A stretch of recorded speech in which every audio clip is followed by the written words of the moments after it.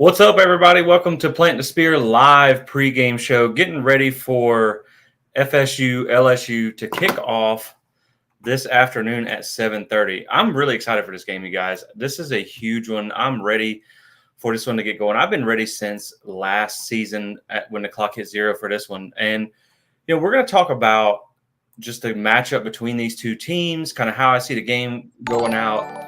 But, we're really just kind of hanging back today, getting ready for the kickoff. I got my first cold beverage going. It's officially 5 o'clock, so we are on the clock for game day. And so, guys, we're going to talk about, let's first kind of set the stage for things. Now, actually, let me rewind, man. Let me tell you one of the reasons that I'm really ready for this game to kick off. Man, these LSU fans, they're a different breed. It's funny. I used to always say all the time that I think Georgia fans, and I know my wife, she's in the other room, so she's probably going to hear me. She's probably laughing right now. But I used to always say that Georgia fans might have been the most obnoxious fan base in college football. And to be honest with you guys, I really think that it might be LSU because, man, they are just about relentless when it comes to the comment section. I mean, they are just they are relentless. So I'm ready for this one because, if Florida State does pull this one off, if they do get this win, it's gonna really be one where, man, I hope they don't go deleting posts and things like that. I already told my wife, I was like, look, Monday I'm gonna be tied up all day. If we win, I have to go back and revisit some of these posts. I got to pull some of these receipts. So yeah, guys, we're gonna get into it in just 1 second. I'm just kind of testing everything, making sure everything works right now. This is my first actual live stream. I really just kind of wanted to make sure everything was working before we get into the post game show, which I hope you guys are going to come back for that. So let me just kind of put a couple things together here, and then we're going to get talking about this game.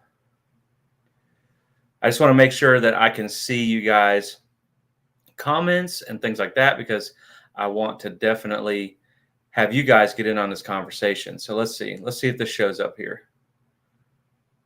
All right. So there we go. All right. So I can definitely, it looks like I can see your comments here. Let me know if you're watching in the live stream. Let me know where you're watching. If you're at home, what you guys kind of think is going to go on. Let's go. Let's go. It's time for the Noles. I'm just so excited. Go Noles from Louisiana. All right. I love it. Let's go. You're in enemy territory, so I feel for you. The funny thing was about this was last year when I went to the game, I was in New Orleans, and this was such a big game atmosphere. It was so much fun. LSU fans were hyped. We were hyped and everything.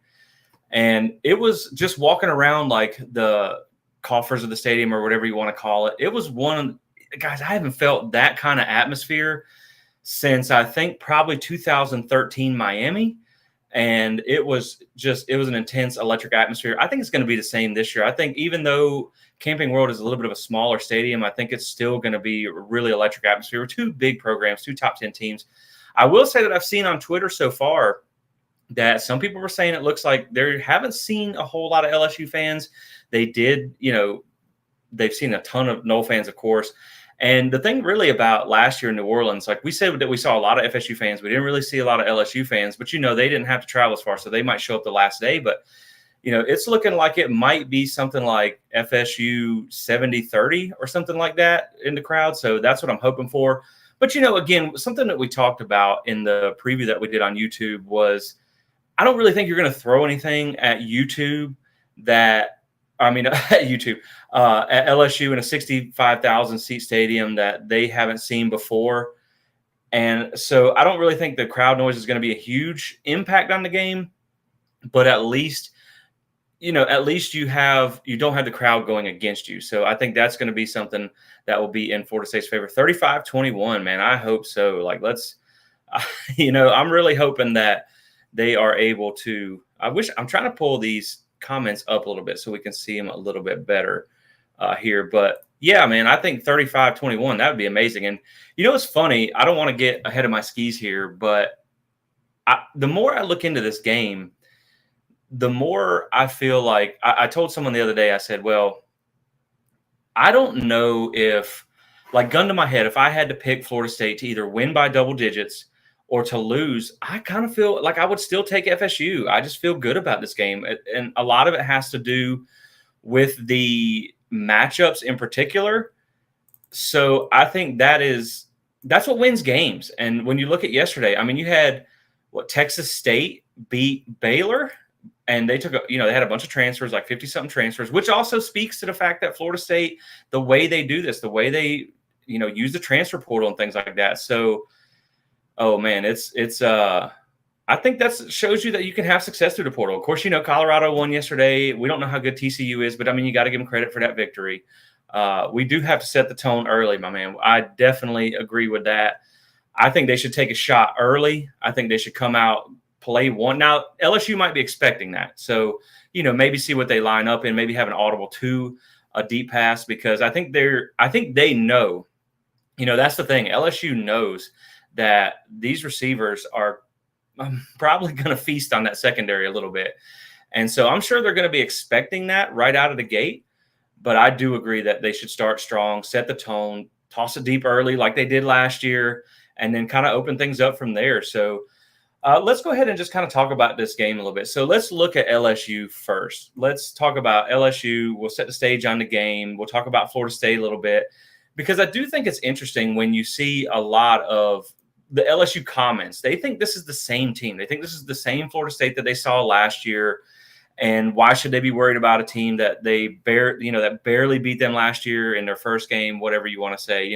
They have a lot of excuses for that game. But really, I mean, when you think about Florida State, they have 8 new starters this year who were not on the roster last year. That's not the same team. You also have a lot of guys who have developed over that time. When you talk about Florida State's impact players last year, you're talking about a lot of guys who didn't have a lot of game experience. And that's something we're going to talk about when we talk about these two teams here. So let's first start off with, let's just set the stage on this game. So we know Florida State won 24-23 in 2022.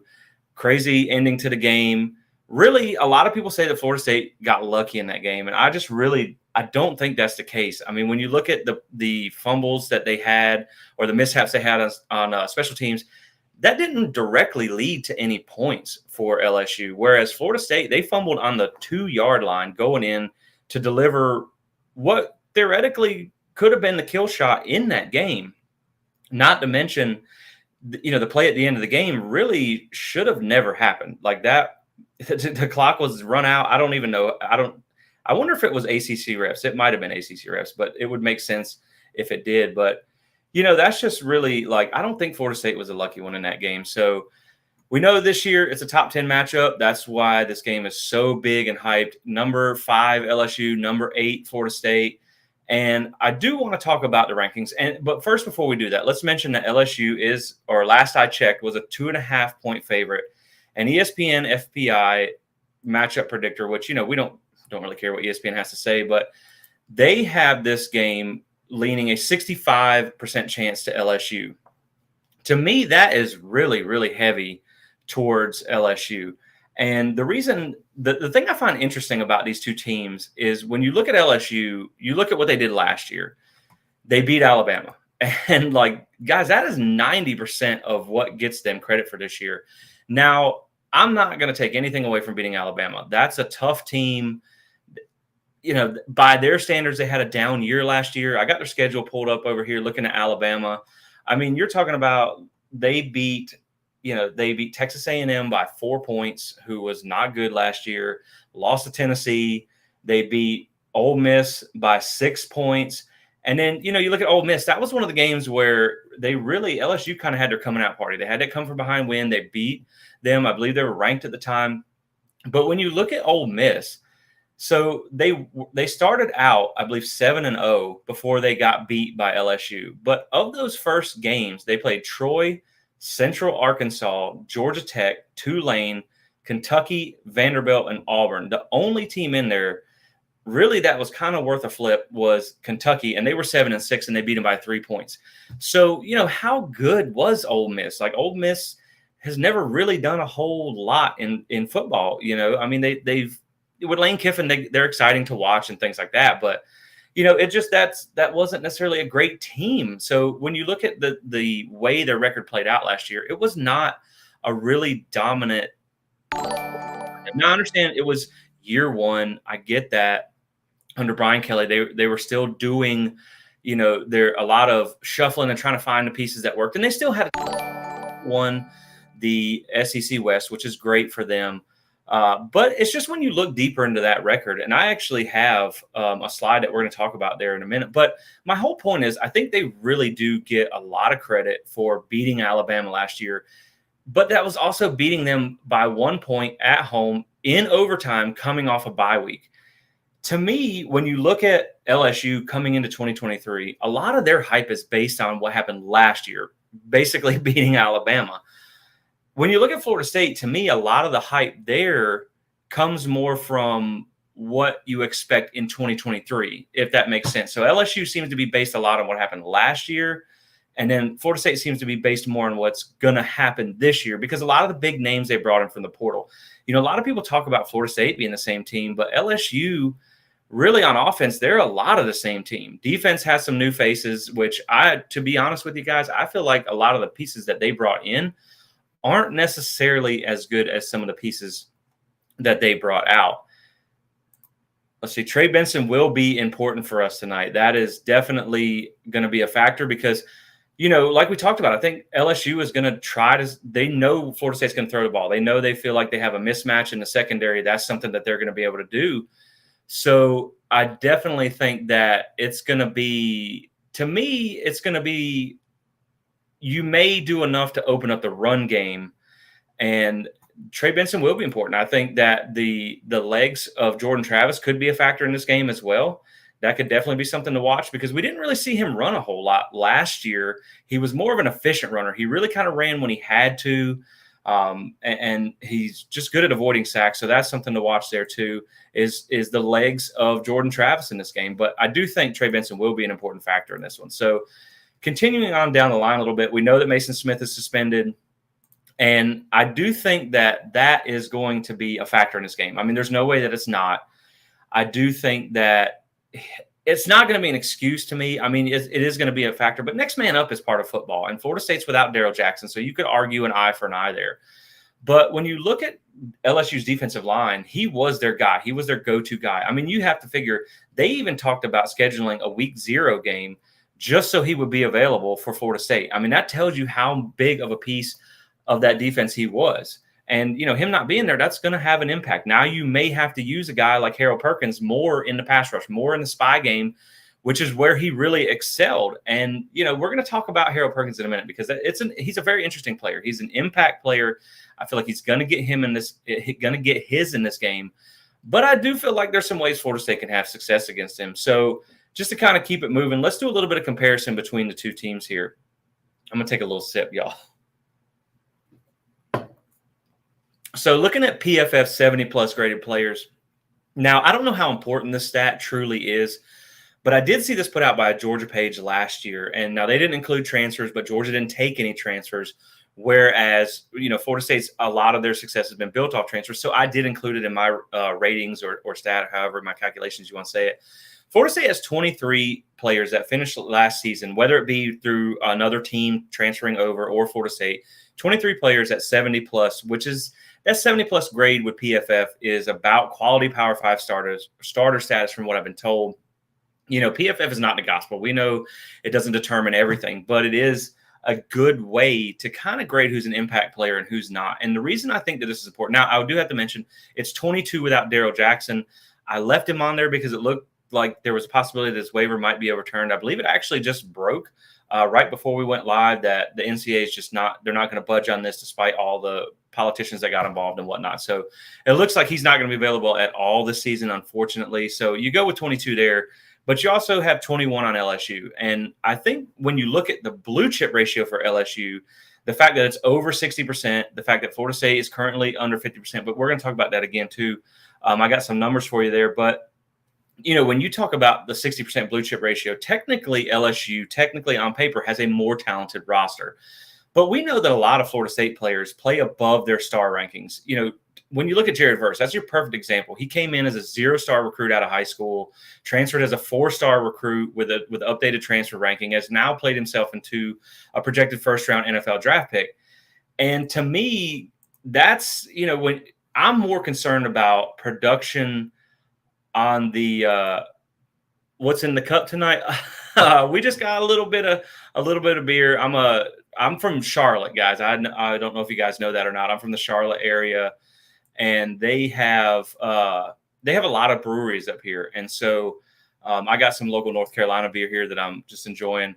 Nothing too crazy, now the post-game show, all bets might be off. I normally keep it G around here, guys. I don't really get too crazy, but if we get this one tonight, I can't promise that's going to be too G rated afterwards. But hello from Brantley County. What's up, guys?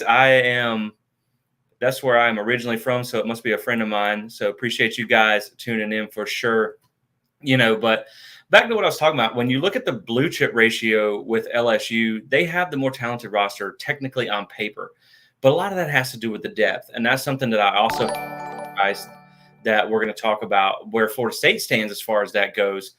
And the thing is, to me, why the PFF 70 plus graded players is an important stat is when you look at technically Florida State has a on paper less talented roster, but they bring back more of 70 plus graded players. So that just speaks to the talent that they do bring back and how quality those players are. And that's why I think that sometimes people look at this roster and they say, oh, they don't have the blue chip ratio and things like that.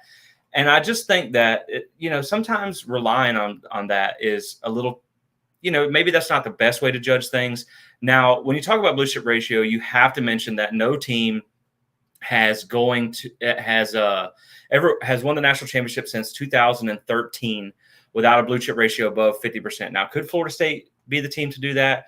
I don't know. But I went through and I calculated this, and this is what I find interesting. So using the updated transfer rankings when available, the starting defense for Florida State has a 63.6% blue chip ratio, and the next 11 guys on the two deep falls to 27.3%. So you see how important it is to have those starters healthy. I mean, we see what happened to the run defense, to the interior of that defensive line when Fabian Lovett went out last year. And that's another thing to look at with Mason Smith being out. Look at how much that hurt Florida State last year when they lost Fabian Lovett, and now they're going to be without their guy in this game. So when you look at the offense, they come in at 54.5%, and the second string falls to 18.2%. But if you have those guys, if you have those starting 22, and it's actually about 25 guys because I consider 2 tight ends and 2 running backs, you're above 50% blue chip ratio when you figure in the starting like 24 guys. So technically Florida State really does have the talent, if they stay healthy with their starters, to win the national championship. So I think the fact that you say, some people like to say Florida State doesn't have the talent, I think that's just crazy. To me, that's not even remotely the case. Let's see. Yeah, LSU fans saying Jayden Daniels is better than Jordan Travis. Yeah, man, that's crazy. Like, maybe if you want to consider in the scrambling, maybe. But we're going to talk about quarterbacks here in just 1 second. And I got some numbers where I'm going to kind of dispel that a little bit. 38-27. Let's go. I would love to see that. Let's see. He's not even remotely close to Jordan Travis. Yeah. Yeah. Well, the thing about the line, too, and I do want to talk about their offensive line a little bit, because I think there might be a little bit of smoke and mirrors there with that offensive line. Not that they're not going to be good, but let's just keep it rolling because we're going to get into talking about their offense in just a second. So returning yardage, LSU actually gets a little bit of an edge here at 86.6 compared to 82.8. And I do find that a little surprising. That's not exactly what I thought originally. We talk a lot about Florida State and having their, all the returning production that they have. So they actually do have quite a bit coming back for LSU. Now, Florida State does have a little over 82%, as you can see here. So they have plenty coming back too. But I think the thing about the returning yardage is Florida State also added 1,700 yards in the portal, over 1,700 yards. Career starts, Florida State gets the edge, 206 there to 102 for LSU. Now, LSU might have a little bit more, star power on the offensive line, if you want to say that. They do have freshman sensation, Will Campbell at left tackle. But the thing I find interesting about this offensive line is when I listen to some LSU podcasts, to kind of get some intel before this kicked off, one of the things that they talked about was how they kind of had to play with their combination of offensive line until they found who they wanted throughout the year.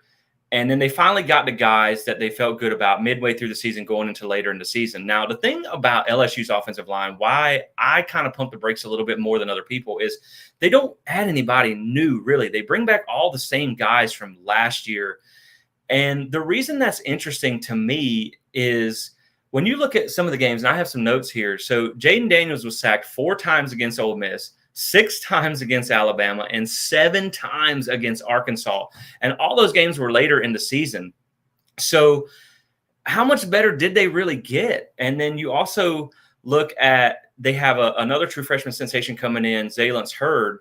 And again, if the guy's huge, he's got all the measurables that you want. He's not listed as a starter now, but throughout camp, they said he was pushing for the starting position. And when you talk about a guy who's a true freshman coming in, pushing your veteran guys for starting position, I just don't, to me, that doesn't scream that you have a lot of dominant veterans there. So I definitely think that their offensive line will be better in year 2 when you just look at the experience that they gained.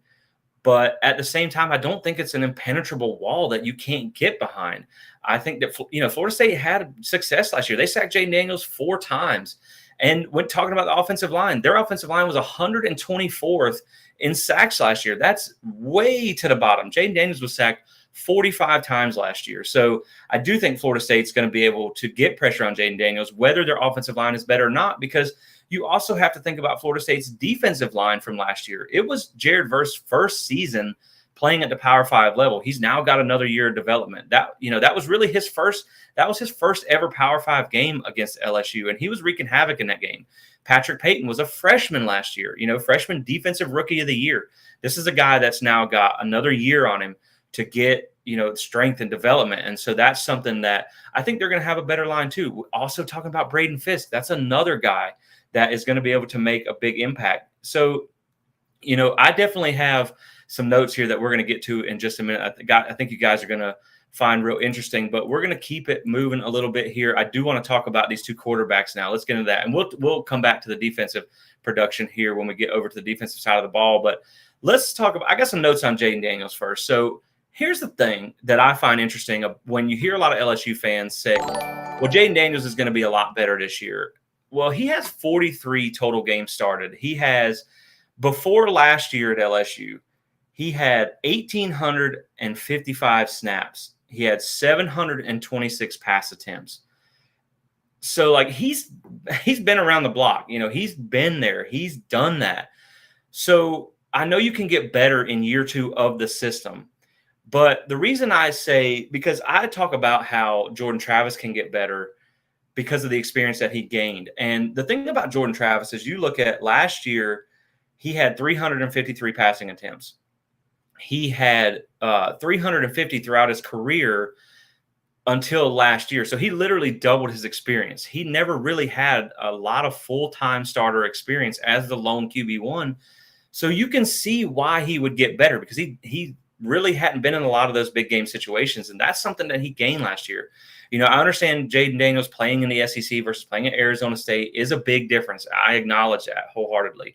But I do think that when you look at just he's already kind of what he is. I don't see Jayden Daniels all of a sudden changing. We saw what we saw from Jordan Travis last year. Not a lot of us really expected that. But how much is Jayden Daniels going to change when he's already had 26 starts, I believe it was, at the Power 5 level? How much is he really going to change in 1 year, especially when he lost a lot of his talented receivers? So just going back and looking at Jayden Daniels here real quick. So he has some of the notes I have on him. He has 5 or 6 games where he threw for under 200 yards last year. Now, he did cross 200 yards at 209 versus FSU. But when you look at just the inconsistency of his passing, to me, that's what really stands out. 6 games under 200 passing yards, 2 games over 300 yards, but they were against kind of trash passing defenses, 83rd by Florida, 127th by Tennessee. And then he had 5 games over 100 yards rushing, over 100 versus FSU. That's sack adjusted total there. So, I mean, the guy, his legs they're going to be a problem. They're going to be a factor in this game. Sorry, guys. I'm trying to adjust something real quick. I want to be able to see your comments. So let me see if we can fix this here.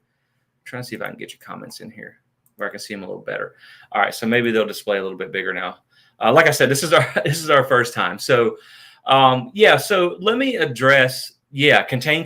That's going to be the big thing. Is containing Jayden Daniels on the ground. And let me just show real quick here on this rushing that I have. And this is why he's so dangerous. When you look at his rushing stats, so he had 186 attempts last year, 885 yards, 11 touchdowns. He had 45 missed tackles forced, 45 runs of 10-plus yards.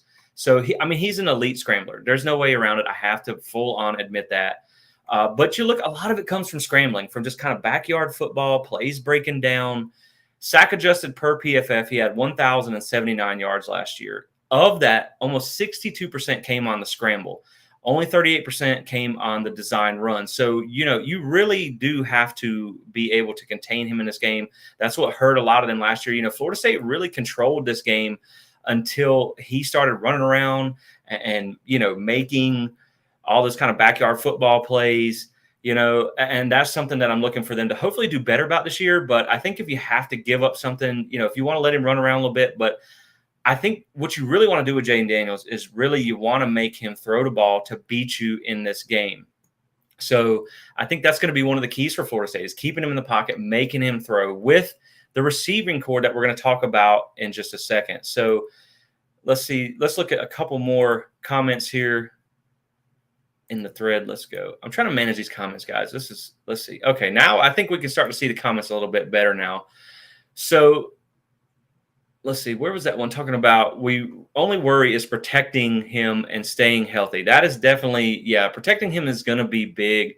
I do think that's going to be a factor in this game. But, I think that they're going to be okay. And I think the reason for that is because I just don't feel like this defensive line for LSU got better from last year. And we'll talk about that when we hit the defense. But, just going back to the quarterbacks real quick, this is, you have both of them that are being talked about in the Heisman race. And to me, Jayden Daniels is more of a guy who does it with his legs.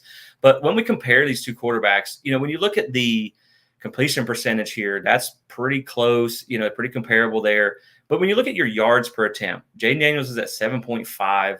Jordan Travis is at 9.1. And yards per attempt is a big way to judge a quarterback, and how effective they can push the ball down the field. Now, he only threw 3 interceptions last year. And his turnover-worthy play rate was less than 1%. He was actually best in the country at turnover-worthy play rate. But there's a reason for that, and I'm going to show you that in just a second. A lot of that comes to do with the risk that he does not take throwing the ball, which is also why you see the big-time throw rate here coming in at 2.9%, which was really low. And I have it right here. Looking at his big-time throw rate was 132nd out of 172 quarterbacks with at least 100 dropbacks. Jordan Travis at 7.1% was tied for third most among Power 5 quarterbacks. So to me, it's no question whose arm is better. And then you also have more weapons for Jordan to work with. So to me, it's no question who's the better thrower. It's just really going to be about containing him on the ground. As you see, he's sacked 45 times last year. This P2S percentage here is your pressure to sack ratio. How many times were you able to get him down when you got into the backfield? And it was 30.8%. So, if he hangs around and you get into the backfield, you have a really good chance of getting him on the ground. And when you look at Jordan Travis, he's down here at only 13.8% pressure to sack ratio. So, again, that's one factor about Jordan. It's like he's not necessarily looking to just run the ball like Jayden Daniels. If your first couple reads aren't there, he's gone. To me, Jordan uses his legs to open up the pass, and then he runs when he has to, which is something that you got to look at. So, old people in technology, I swear. I know this is a terrible time to figure out when to figure out, this is a terrible time to get all this going. But I figure we better do this before the post-game show. So we'll have that. So FSU wins 10 games or more this season. I do agree. I have them winning 11 regular season games. Now, we controlled the game until they went 10, but we did. Florida State controlled this game for 3 quarters last year. This game really should have it could have been a blowout. It really could have. Let's see, Deloach spying him will help. Yes, and Deloach, he's a really good athlete. No matter what you think about him with how good he is as a linebacker or whatnot. But as far as his blitzing ability, as far as his spying ability, he's an incredible athlete. And I think he is someone that's going to get it done. Do you think we sack him 3 times or more in this game? Yes, I do think so. They had 4 last year. You have a better defensive line this year. And I do think that somebody talked about, do not forget about Braden Fisk. Man, guys, Braden Fisk is one of the most excited players that I'm most excited to be able to play in Garnet and Gold this year, because he was extremely productive last season at Western Michigan. Now, before we get to the defense, let's just kind of round out the offense. So we already talked about the quarterbacks there, and I do want to bring up one more thing. When I told you about the turnover-worthy play rate and the big-time throw rate, a lot of that has to do with the depth of passing and how effective these two quarterbacks are at pushing the ball down the field. Now, let's look at a slide that I made for you guys here. When you look at how they're able to push the ball down the field, it's really a big difference here. When you look at LSU, they threw the ball 10 yards or less over 60% of the time. They just don't push it down the field a lot. 63.1% of his drop back or his pass attempts were under 10 yards. The reason that's interesting for me is you had a lot of guys last year like Kayshon Boutte, Jaray Jenkins, even Malik Neighbors, of course, was there last year that we know about. Those guys that you could dink and dump the ball off to, let them make plays in space. Is that going to be the case this year? Because that really brings up the next point, is talking about this receiving core. And, before we move on, you can see where Jordan, he's very effective at pushing the ball down the field. Looking at some of their stats here. So Jordan Travis, he was second the last year. And I just want to talk about Jordan Travis for a minute too, when we talk about comparing the quarterbacks. So Jordan Travis last year was the second highest graded quarterback per PFF. His yards per attempt and big turnover-worthy play rate was top 10 on deep throws. And this is where I think this is going to be the factor in this game. This is what's going to be so exciting for me, and why I think it's going to be a bit of a fireworks show here, because of the mismatches in the secondary. So on deep throws, this is 20-plus yards.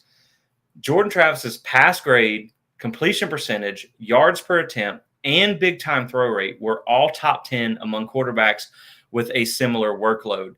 So FSU had 60 pass plays alone last year, over 20 yards, which was 13th in the country.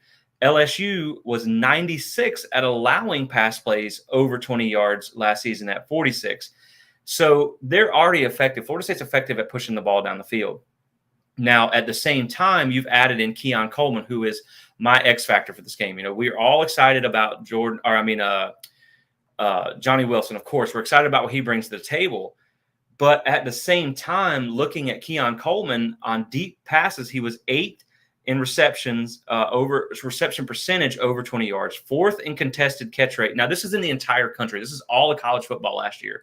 He was 4th in contested catch percentage. Johnny Wilson was also top 20 there. He was 11th in touchdowns, 20th in PFF grades. Johnny Wilson was 15th. And he had 300-yard games in 2022, including one of those games being against Michigan in a big game against a Power 5 defense. So to me, looking at how effective Jordan was at pushing the ball down the field, now you have a guy like Keon Coleman. Now you have a guy like Johnny Wilson across from him. I mean, that to me, that really is going to be one of the biggest differences in this game. And looking over LSU's receiving core, I do think that Malik Neighbors is a guy. I mean, he's a dude. He's going to get his. It was over 1,000 yards last year. But even per LSU, their beat writers, they said that they're still searching for that wide receiver number 2. They had Mason Taylor last year at tight end, 6'6" freshman. He's going to be a guy that is going to make an impact on this game. He's going to get better being a sophomore. But at receiver, your next most productive target was 361 yards at Brian Thomas Jr. Kyron Lacey comes back, 268 yards. Now, when you look at Florida State's top returning targets, again, now I know some of this was at Michigan State, but Michigan State had 2 productive receivers, so you can't necessarily say that they both can't produce. 97 yards. Keon Coleman had 798 yards. Portier had 283. Jaheim Bell had 497 receiving yards in 2021 when he was used as an actual tight end, at South Carolina. So to me, it's like LSU has that one dominant receiver, and they're just waiting for those other guys to step up. Now you have Aaron Anderson at receiver that comes in from Alabama, 4-star redshirt freshman, has a lot of talent that they're excited about, but has never really done anything in college. So you're looking at, to me, I give the edge to Florida State at quarterback. I also give the edge to Florida State at receiving here. And so now, again, we talked about their offensive line. I think that's not necessarily one is extremely more dominant than the other. I think LSU's offensive line will be better, but I do think that the offense or the defensive line for Florida State got better. So I think that's going to be kind of a, even heat there.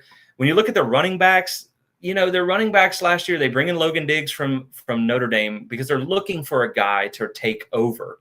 They're looking for a guy to be their RB1 because they really just didn't have it last year. You had a bunch of guys they did running back by committee. You had a bunch of guys who did all right, but no real game breakers in that backfield. And unless Logan Diggs can be that guy, I don't know that they have another one. And, they also have, I think his name's Josh Williams. He's out for this one as well. But when you look at the running backs last year, so Jayden Daniels led the team in rushing with 885 yards. The running backs put up 1,564 combined yards as a group. Now, when you look at Florida State, their running backs put up 2,283 yards with Jordan Travis adding another 417. And also keep in mind, LSU had an extra game. They had the SEC championship game. So with an extra game, they put up 700 yards less as a unit. So to me, again, you lean the edge to Florida State here. And so to me, again, I give the edge in running backs. Like, to me, they have a good offense. LSU, it's not bad, but I think Florida State's just got the better offense in this game. And we'll talk about how they match up against the defense because that really is what games come down to, but let's check a few more comments. I think we sacked Jayden Daniels 7 times tonight. Boy, I sure hope so. That would be awesome. Let's see. Do you think the tempo will affect the defense as much this season since the defensive core and coaching staff have so much playing time? I do think that they will be able to run the tempo off a faster tempo on the offense because of the familiarity that they have in this system. You also have to keep in mind the new clock rules. This is a team that's going to be, I don't want to say like an old Big 12 team because, they're going to play defense too. But this is a team that's going to try and score 40 points on you. So they know they need to have the ball in their offense's hands as much as possible. And with the new clock rule so far, it looks like we're losing about 2-3 minutes a game. So they may increase that tempo to try and offset that. So I do think that is going to be one. Perhaps contact him. So yeah, I think if you get them two in the backfield, Pat Payton and Jared Verse, it is going to be tough. Versus overrated, yeah, good luck with that. We have a sophomore who's, okay, good luck with that, buddy. Yeah, your quarterback doesn't think he's overrated. Neither does your left tackle. So we'll say that. I think we have a few interceptions. Yeah, I do think it's going to be better this year with Pat Surtain. Let me put that comment up there. I think we get a few interceptions this year, more just in general, maybe not in this game, but I do think they should get a pick in this game. I think they're going to play the ball better. I think that they really didn't turn their head a lot last year. Florida State really kind of slacked in interceptions last year. And I do think that is something that's going to turn around this year because he was a high-level DB himself. He knows how to play at the NFL level. This is a guy who can coach DBs. Why is nobody talking about Jordan Travis's legs? We do. I mean, I think Jordan Travis is an excellent runner. He put up 417 yards last year. I actually have another stat for you. Speaking of Jordan Travis's legs, if you want a stat for that. So of non-running backs, so this is the only way I could filter it. I couldn't filter it by just solely quarterbacks, but of non-running backs with at least 20 attempts, his yards per rush was top 5 in the country. And he was also top 20 in run grade and top 20 in runs of 10 plus. So he's a lethal runner when he decides to take off with the ball. I just think he knows he doesn't have to now. He knows how important his health is. He doesn't try and take risk when he doesn't have to, but he can run the ball. There's no doubt about that. So, let's just get back. ACC sucks. Well, I don't disagree there, but they still beat your SEC team. So I guess what you're going to say about that. Yeah, I mean, we are going to have to run it. There's no doubt about that. It said they get what we're saying about the pass, but they're going to have to run it. I don't disagree with that. They are going to have to run the ball. I think they're going to need to break 100 yards on the ground, at least in this one. But we know they ran for over 200 yards in 8 games last year. This is an effective team at running the ball. I think you also got guys like Toa Philly that we haven't even talked about. You have Trey Benson. You got Jordan Travis's legs. I think you're going to see guys like Destin Hill. I think you're going to see guys like Deuce Spann, who are extremely athletic players with incredible speed that maybe just don't have a lot of experience at the receiver position. You could see them get the ball in some jet sweeps and things like that, because that's the thing about Norvell. He's going to get his playmakers the ball.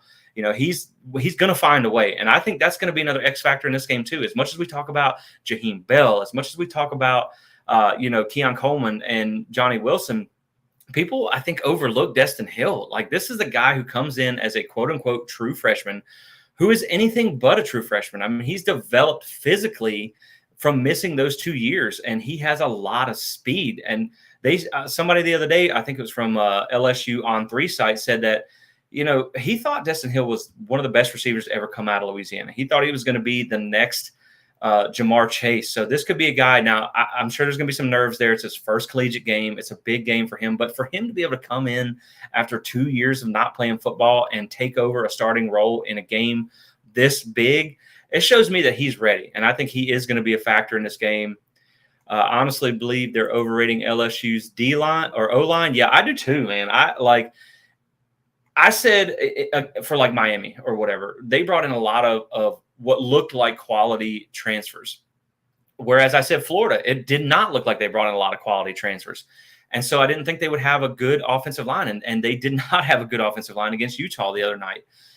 And when I look at LSU, for me, it's more the fact that they didn't bring anybody in new. It's really a lot of the same guys. And like we talked about, you're talking about 7 sacks against Arkansas, 6 against Alabama, 4 against Ole Miss last year, later down in the season when they had their starting 5 gelled. And that's with a mobile quarterback. I think they are a little bit overrated there on the offensive line. So now that we've talked about the offense, I do, because I want to end this in time to, I don't know what you guys are having tonight, but I got some chicken wings on the menu for tonight. Guys, let me know what you're having for the game. So I got to get those ready too. So we're going to cut out before kickoff, but I do want to talk about the defense as well, but we'll get to some more comments here in a minute. Norvell doesn't want to rely. Yeah, I think he doesn't want to rely on Jordan's legs. He wants him healthy for the entire season. I also agree with that because, look, as much as we love Tate, and Tate will also benefit from these better receivers, from a better offensive line play, because the sack percentage that Florida State's offensive line has had the last few years has steadily come down under Atkins. So that's something that's improved. So if Tate did have to step in, I mean, you feel better about a guy who's went and got a road win against Louisville, has multiple years in the system now, and will also benefit from the better pieces. But yeah, I don't think you're probably not going to see a lot of design runs. But I mean, I think Jordan's only going to run when it's required, because you have so many playmakers that unless they just give him the run, I don't think he has to. But yeah, so let's talk about the defense a little bit here, talking about both defenses.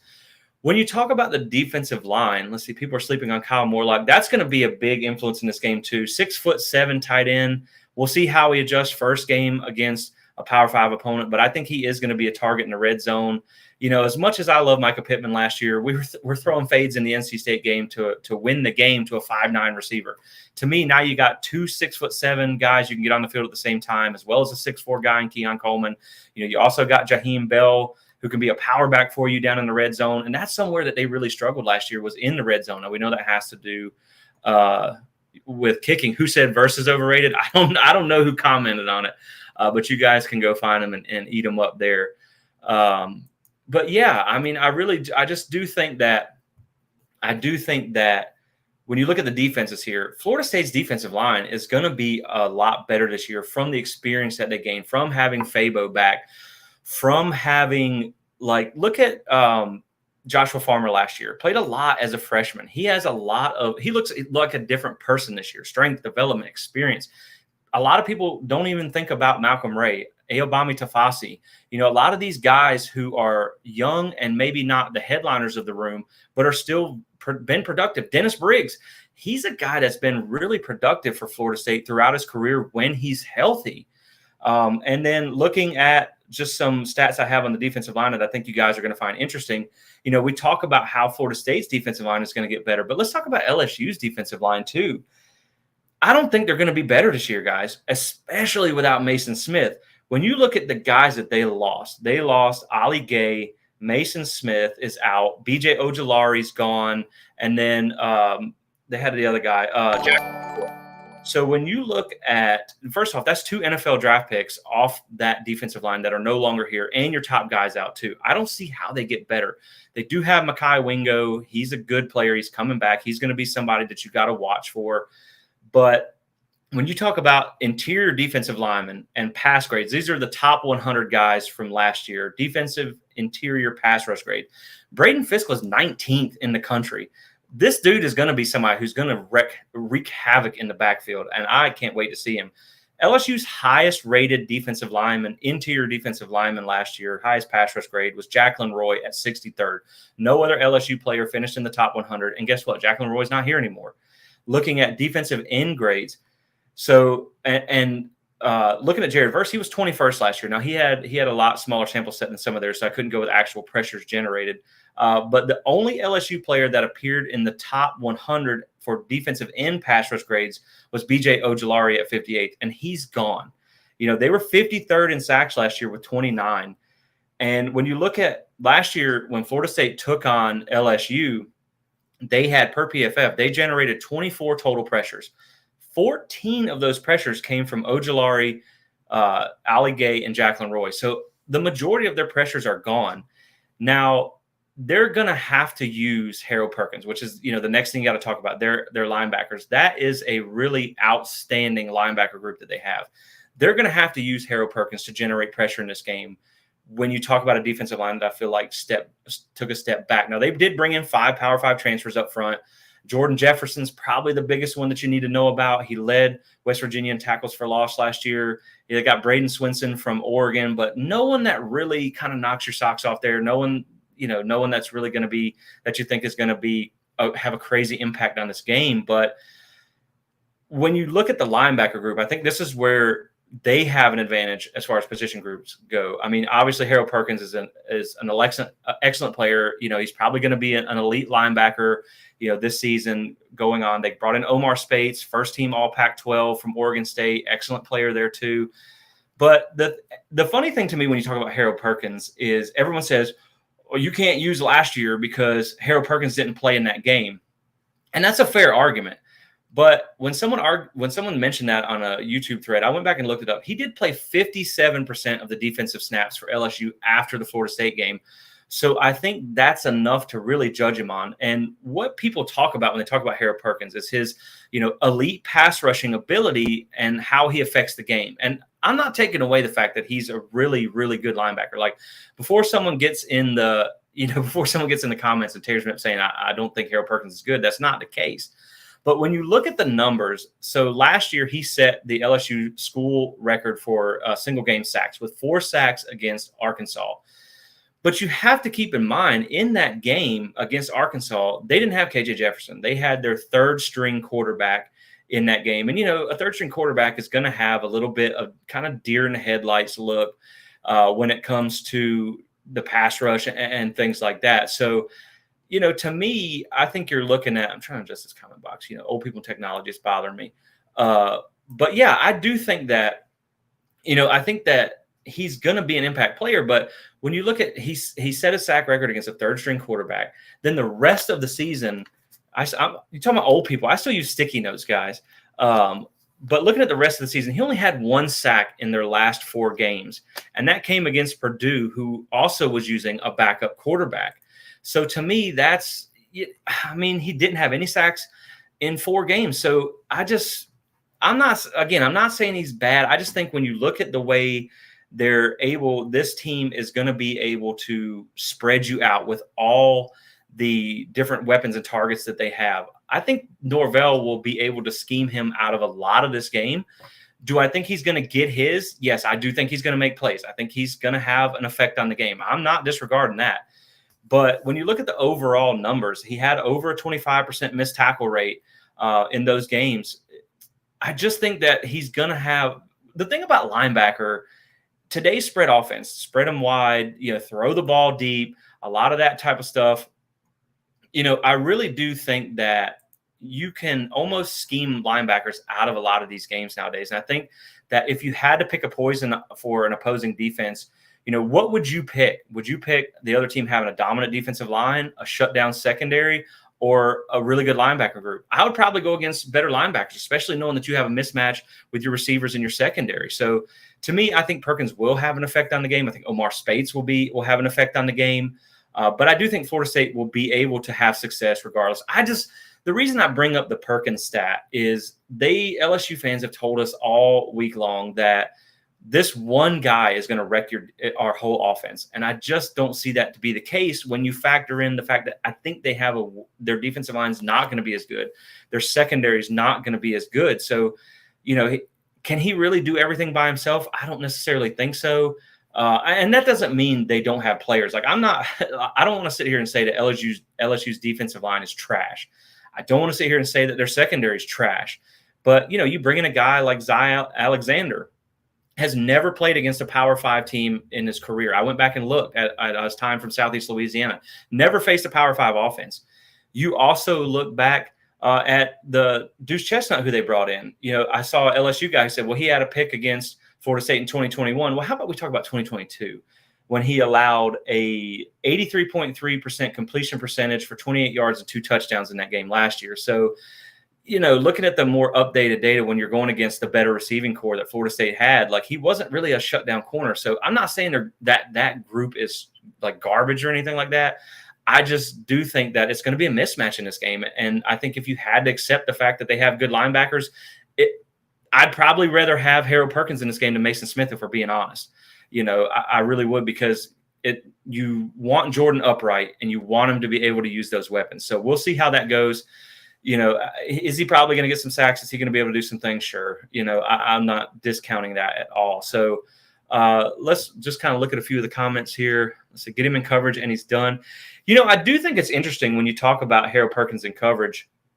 I looked it up last year. He allowed an 86.4% reception percentage in coverage. So, again, yeah, I agree. He is just one guy, and, we'll have to see how it goes. LSU just arrived. Man, you guys have been in my comments for a week. You guys are crazy, man. It's funny. I laugh. I don't go on other pages and talk about, I could be like, good morning, I hope everyone's having a great day. And here comes the LSU fan, go Tigers or whatever. And it's like, man, bro, we're not talking to you. What are you doing? So let's see. ESPN Plus is a scam. Yeah, I agree. It is on ABC, so hopefully you can watch it. Perkins going to smash y'all. Yeah, he might affect the game, but I don't think one guy is going to blow up Florida State's offense. I feel like Kalen DeLoach will be an impact player tonight. Definitely, I do think so. Let's see. They ain't ready. I think a lot of people are underrating Florida State. It's funny how you see a lot of people in the national media talk about they have Johnny Wilson, they have Keon Coleman, they have Bell, they have all these Jared Verse, and then they pick LSU. I'm not afraid to say it with my chest out. You know what I mean? I think Florida State's the better team there. So that's kind of where I'm at with. Let's take a few more comments. I really do think the LSU fan base really doesn't know a whole lot about this Florida State team. I think they talk about the defense like it's not good. But when you look at the defense, again, you have a better defensive line this year. You have an experienced linebacker group, whereas Tatum Bethune, it was his first year in the system last year. Kalen DeLoach, it was really his first full year as a starter. You look at the Florida State secondary. You bring in Fentrell Cypress, who, you can say what you want about maybe he had a slow start in camp.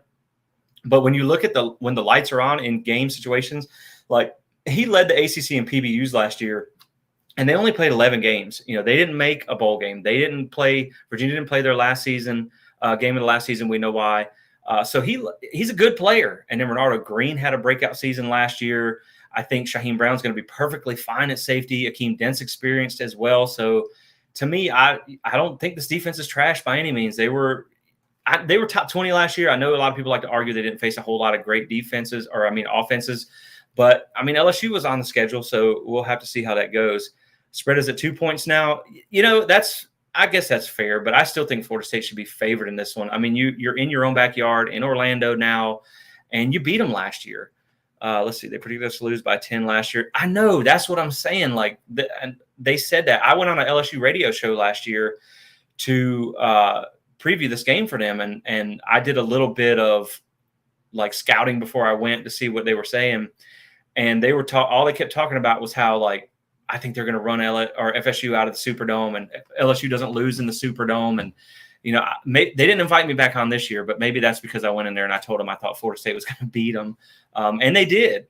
So SEC fans, man, yeah, it's just been crazy this week. Like, a lot of the stuff they say is insane. They really do think they're going to blow Florida State out. I just don't know where that's coming from. I don't get it. I think we're going to be national champions this year. There's a lot that goes into winning a national championship. There really is. There's a lot of luck that goes into it. I mean, if you look at Georgia last year, they don't even make the national championship game to win by 58 points if Ohio State's kicker, who was 85% on the year, doesn't shank one. So there's a lot that goes into it. But do I think Florida State has the pieces to do it? You know, I really do. I do. I think they can. Let's see. Let's take a few more comments. LSU fans using the same talking points as last year. Exactly. A lot of it, you know, they said a lot last year was the only reason Florida State won was that Duquesne game. They got a game, and I'm like, when I look at that, I said, you know, first off, we lost Bless Harrison that game. So losing your right tackle wasn't exactly an advantage. And then Florida State didn't have any film to prepare from. And I feel like that gets overlooked. Like, yeah, you've played Brian Kelly in the past, but that's another interesting point. You know, you look at the last game that he coached, or not the last game, but one of the last games he coached against Florida. Actually, it was in 2021 when they played against Florida State and they took him to overtime. Now, I understand he has a better roster and better players at LSU. I fully acknowledge that. But he had been building that program for 10 years before, in 2021 when they faced. Florida State took him to overtime. You know, to say they have really a decided crowd advantage, a coaching advantage, I don't know. Brian Kelly's a good coach, but we've seen them consistently fall apart on the big stage and the big games. And, you know, like I said, they took them to the team that Norvell had. And I don't know what your thoughts on the COVID year is. I think it was kind of just really unreal situation for Norvell to take over in. But we know what happened after that. I don't even want to talk about the 4-game losing streak. But for them to take a team that Brian Kelly had been building for 10 years to overtime with a team that was 5-7, like, Norvell can coach, man. He just hasn't had the players in place to do so. And now he does have those pieces. Now he has that level of talent. You know, I mean, he had a lot of success at Memphis. And now you're talking about him having guys like Keon Coleman and Johnny Wilson. We saw once they got those players, the production immediately took off. You know, it immediately took off. So to say he can't, I don't know, man. I think that they're a pretty good coaching staff. I have faith in them. And the other thing I do say about that, the whole Duquesne thing, you know, talking about them winning game one or only winning because of the tune-up game, you know, my reply to that was like, well, what happened against Texas A&M? You guys had 11 games to get in sync and lost to a team that got beat by Appalachian State at home. Shout out Jimbo. You got housed by Georgia, and I understand that a lot of people got housed by Georgia. I get that, but, you know, it was close with Ohio State. They had a close game. I believe it was against Missouri last year. You know, Georgia didn't really blow everybody out. So, like, to me, again, it just wasn't necessarily an extremely dominant performance by them last year. They trailed Mississippi State by double digits. They trailed Auburn, who was 5-7, by double digits. They trailed Ole Miss by double digits. They only beat Arkansas by 3 points with a third-string quarterback. Yeah, I mean, you smacked Purdue in the bowl game, but they were out their starting quarterback. They didn't have an All-American receiver and two of their top guys. They also had Drew freaking Brees as the coach. I mean, come on. Do I think he runs for 10 yards? Yes, I definitely think so. Now, maybe sack adjusted, we'll have to see, but it's going to be a great game. I hope the players are safe. I do. I think this is really just going to be a fun game. And, you know, guys, like, I really do like going back and forth with the LSU fans. It's what makes this game fun. Like, if you can't enjoy the trash talking, then why are you watching college football? Like, that's what makes this game so fun. I just think some of it comes from a place that I really don't understand. It really does. Some of it just really doesn't make a whole lot of sense to me. Don't think we have the depth for a championship. You know, I agree with that. That's why I say there's a lot more that goes into it. But I also think that if you stay healthy, and that's something I talked about in my final season preview, that when you look at Florida State 2013, they're one of the two teams that won really close to 50%. They were at 53, I believe, in 2013. They didn't have a lot of injuries that year. If you have Florida State's ones stay healthy throughout the entire year, if you just have insane injury luck, you still have some quality depth players now. Just because their blue chip ratio falls off, they still I feel fine about the depth on the offensive line. Quarterback's a little questionable. Running back, I think you're pretty good there. Receiver, you have some other guys there. You have Gilbert Edmond, who's going to be an impact player coming off the bench for Florida State this year. But I mean, there's no doubt you're going to need your ones to stay healthy all year long, and you're going to need some guys to step up. But I mean, it's certainly possible, but there's a lot that goes into it. I do think one other thing to consider with that too is Florida State realistically should blow out a good number of teams this year. I mean, Boston College, it was rough yesterday, and if they do that, they should be able to rest their starters a lot throughout the season to keep them fresh.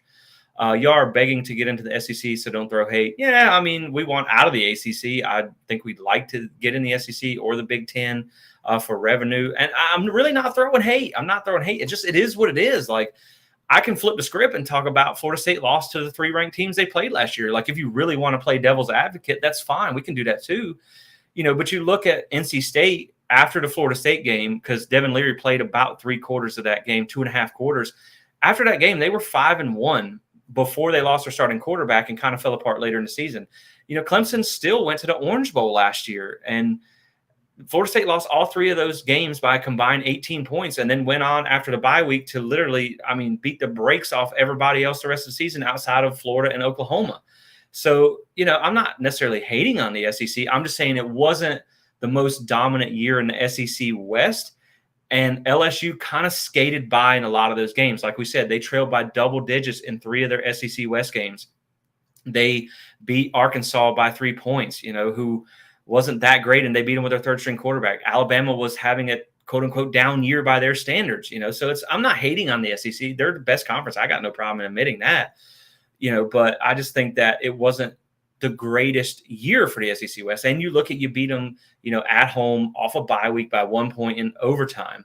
So we'll have to see. We want the Big Ten. Yeah, I mean, there's more money up there, so I'll take it too. Which, we saw that they freaking took these teams, Stanford, Cal, and SMU, and I think it's a desperation move by the ACC. But hold on, we got to interrupt this because I got another misinformed LSU comment coming on here. You beat LSU because 3 muff punts and a blocked extra point, and then went on to beat no ranked teams. What is it with LSU fans and making excuses for why a team won? You only beat Alabama because you got a 2-point conversion in overtime. Okay, see how dumb that sounds? That's how you win the game. You blocked an extra point. So what is Florida State supposed to just go, you know what, we're just going to sit on the sideline and let them go ahead and tie this up because we'd rather play for overtime? What the heck are you talking about? Of course. That's ridiculous. And you must not have been tuned in earlier when I said Florida State didn't score any points directly off those muff punts. So, and they fumbled the ball on the 2-yard line. That's not the only reason they won the game. See you in SEC. I hope so, man. I really do hope we get to the SEC because, man, with all this, like, I'll tell you one thing, as a website that covers college football, like, you guys, SEC fans are great for interaction. FSU is not competing for a title this year, need better recruits first. It's happening, but they are not there yet. That's fair to say. I do think that is one of the important things with this season is just being able to keep that recruiting class, because I think 2024, I mean, you look at the guys that got in there, the receivers and the quarterback and things like that, they got a lot of talent coming, and there's a lot of big recruits at this game. So this is going to be really important. You got Jeremiah Smith is going to be there, the receiver. And, it's funny, last year, Blake Nicholson was at this game, and they let DJ Lundy get a touchdown at fullback from the linebacker position. So Norvell likes to play to the recruits in the stands. And if he knows that there's a 5-star receiver sitting here watching, I think they're going to air it out tonight. I do. So let's see. I'm so biased. Bro, how am I biased when I'm Oh, you must be talking. I think you're an offense. You must be talking about someone else. I read stats, guys. That's the thing. Like, I don't try and get biased. I let the numbers talk to me, and that's what I look at. I don't just put on the garnet gold glasses. Like, I picked us to lose at Clemson. It pains me to say it. It makes me want to throw up to say it. And if we, depending on what we see tonight, that could change. That outlook could change depending on what we see. But I do think that it's just, you got to let the numbers talk to you. You got to look at it from a neutral point of view. Didn't even beat a single ranked team. Yeah, I mean, I get that, like I said, but it's also not like Florida State just barely beat a lot of people either. I mean, they went out and they blew out a lot of the bad teams on their schedule. They beat LSU. I mean, they wouldn't have them ranked where they're at if they didn't think they did good. Yeah, shout out Jimbo. Yeah, doing less with more. Way to go, Jimbo. So yeah, let's see. I'm complaining about LSU fans talking about last year, but all I'm talking about is last year.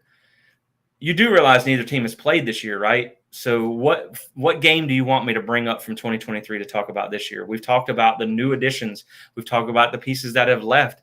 That's related to 2023. So not really sure what you're talking about there.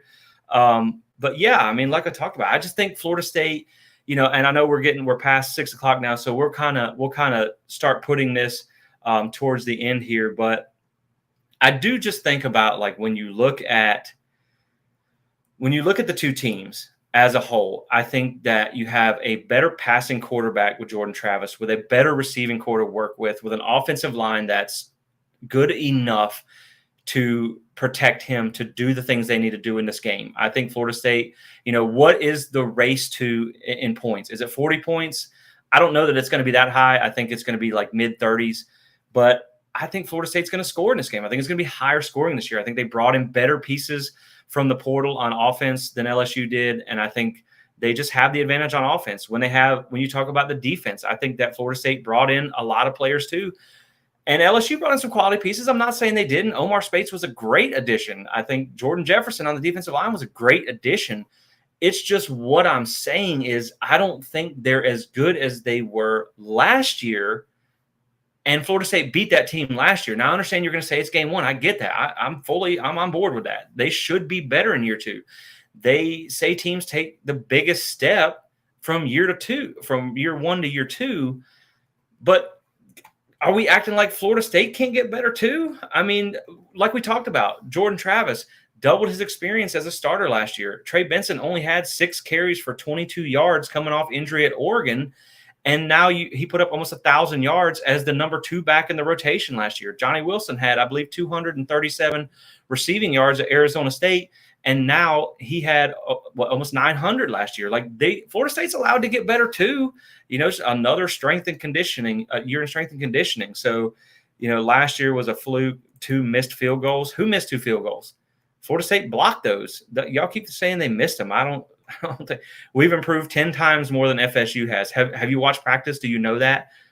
How do you know that? Like, you just say you've improved 10 times more than FSU. Like, at least I can come on here and objectively say that I think LSU will get better in year two. I just don't think they have as good of players as last year. Whereas Florida State got better too, and they have better players this year. I shout out Pokey Wilson. He was great for Florida State last year. Keon Coleman was an upgrade. Shout out Cam McDonald. He did what he could while he was here. Jaheim Bell's an upgrade. They brought in a lot better pieces. So I don't see how you can just say LSU got better. How? By losing 2 NFL draft picks on the defensive line, a first-team All-SEC player, by losing all but 1 starter in your secondary and having to go to the FCS level, to having to go to Syracuse and grab players. LSU fans like to crap on the ACC until they go get their players from the transfer portal. So, okay, so now half your players or half your transfers didn't come in from the SEC. Let's see. Yeah, whether you like it or not, Tallahassee's not a market the SEC wants or needs. Maybe you want to argue that, but when you look at the TV numbers, Florida State's above a lot of SEC teams, so I think they're fine. But yeah, man, I just think Florida State got a lot better this year, and I definitely think. Let's see. Yeah, I do think they forget that this is like 8-2 in the series. So we've owned LSU. So, say what you want. Appreciate that, Trent. Yeah, I try to be fair, man. Like, I bleed garnet and gold. I have no problem admitting that.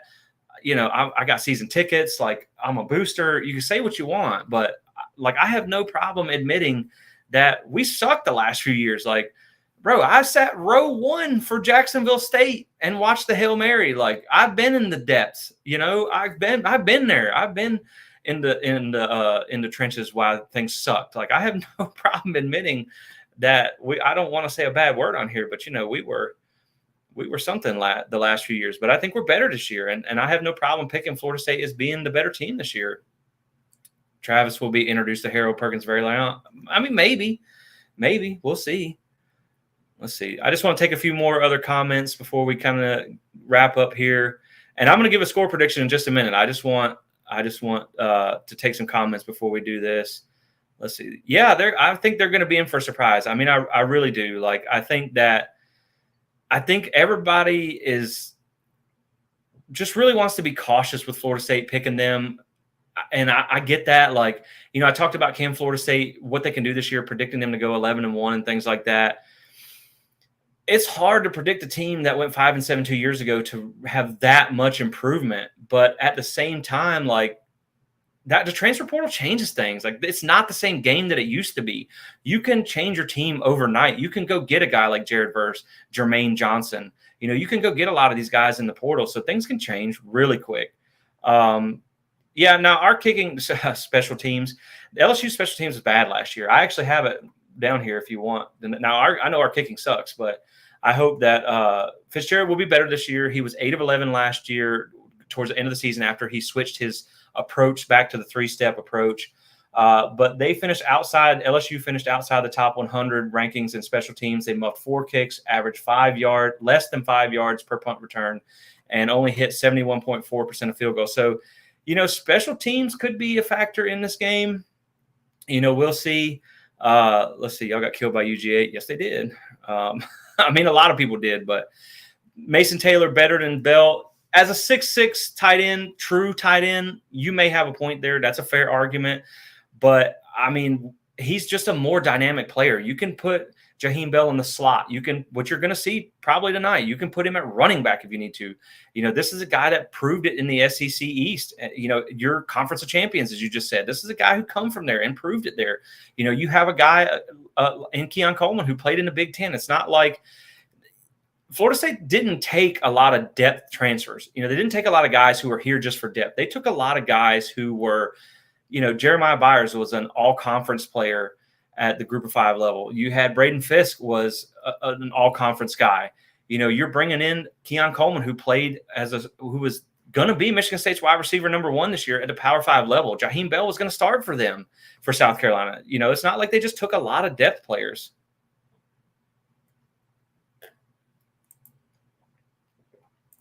Bet on tonight's game? I did. I took Florida State. I took Florida State to win straight up. I also, guys, like, if you like daily fantasy, go check out pointless plug here. If you like daily fantasy, go check out Prize Picks. Use code SPEAR, get 100% match up to your first $100 on Prize Picks with code SPEAR. I signed up. I got my deposit bonus, and I put some skin in the game on Florida State. I think I took a lot of overs on Florida State. And when you look at the numbers, man, they got a lot of big numbers posted for Florida State, and there wasn't a whole lot of big numbers for LSU. So, that's a true fan. Yeah, I'm a fan. I'm not a beat writer. I don't claim to be a beat writer. I mean, I'm in my house. What kind of fan has this in their house and is not a fan? I mean, come on, but that doesn't mean you can't be objective. That doesn't mean you can't call it like it is. So LSU wins by 9. Yeah, we'll see. You think FSU is better than LSU? I do this year. I do think so. I mean, I think this game's all about matchups. That's not saying LSU's a bad team. That's not saying LSU can't go on and have a very successful season. I just think that it's all about matchups. Like we said in the beginning of the show, Texas freaking State just beat Baylor in their place because of matchups. Florida State, if that secondary doesn't come to play, I think people sleep on this receiving core, and people already think it's good. I don't think they understand how good this receiving core really is. Like, Keon Coleman went off last year and didn't really have that great of a quarterback to work with. So please, some of these comments are so silly. This is why I can't wait for this game to get played. I'm ready for kickoff. I'm going to be here after the game. If y'all want to come give me smack, that's fine. I'm not going to hide from it, but don't y'all either, because I'm going to be ready. We're going to come find you if you do. Let's see. I just want to get to some more preseason rankings, our projections. Yeah, I agree with that. They don't matter. Now, the only place they do matter, I think, is if you're ranked high early in the season, then, it could help you obtain if you get a loss, you could stay up, but we'll have to see. Let's see, turnover batter wins this game. That could very well be a part of it. I just, I really think, Destin Hill, a starter with 2 years of buildup. Yeah, man, I think he's definitely going to be a factor in this game. I really do. So let's get back to a couple things here that I do want to talk about before we get out of here. So, yeah, man, I mean, like I talked about, I just really think when you look at the comparable groups and the matchups in this game, I do think it's Florida State. That's why they're going to win. I think they're going to be able to throw the ball. And if LSU goes into pass pro to try and slow it down, because you're going to have to, because like we said, guys, Florida State was number 3 in the country last year in explosive plays over 20 yards. The 2 teams in front of them had 1 and 2 additional games. Florida State can hit the big play. And that was including having these new players that they have this year. So I really do think Florida State can hit the big play in this game on a secondary that, even if these guys turn out to be good, and they may be, you also have – this is game 1. These guys have never played in a game situation together. We know that leads to mismatches. That can lead to players making mistakes, being out of position. And so I definitely think that just being game 1, Florida State doesn't get a tune-up game this year. Again, I get that. LSU doesn't either. So I think them having, that new secondary to really get acclimated – Florida State, that's why I think they should, pop off early in this game. Go deep right out of the rip. I think you should take a shot, maybe play 1. But I do think that that's going to be something that the big play offense for Florida State is. LSU going to back off and try and stop that? And then you have Trey Benson there. You have Toafili on a swing route coming out of the backfield. You have Jordan Travis, who is one of the most elite runners in college football. And I understand Jayden Daniels is a great scrambler too, but Jordan Travis is a great runner himself. So, again, I just think that this offense is going to be hard to stop for everybody. And I can't wait to see it in action. I know right now it's a lot of potential and we haven't really seen them do it yet, but at the same time, I really do think that this offense is going to be, they're going to be one of the top 5 offenses in the country. I just don't see how they're not with all these weapons if they stay healthy. And so, I do think the matchups are there. Now, when you look at defense, they're going to have to contain Jayden Daniels. It's not going to be easy. He ran all over him last year late in the second half of the game.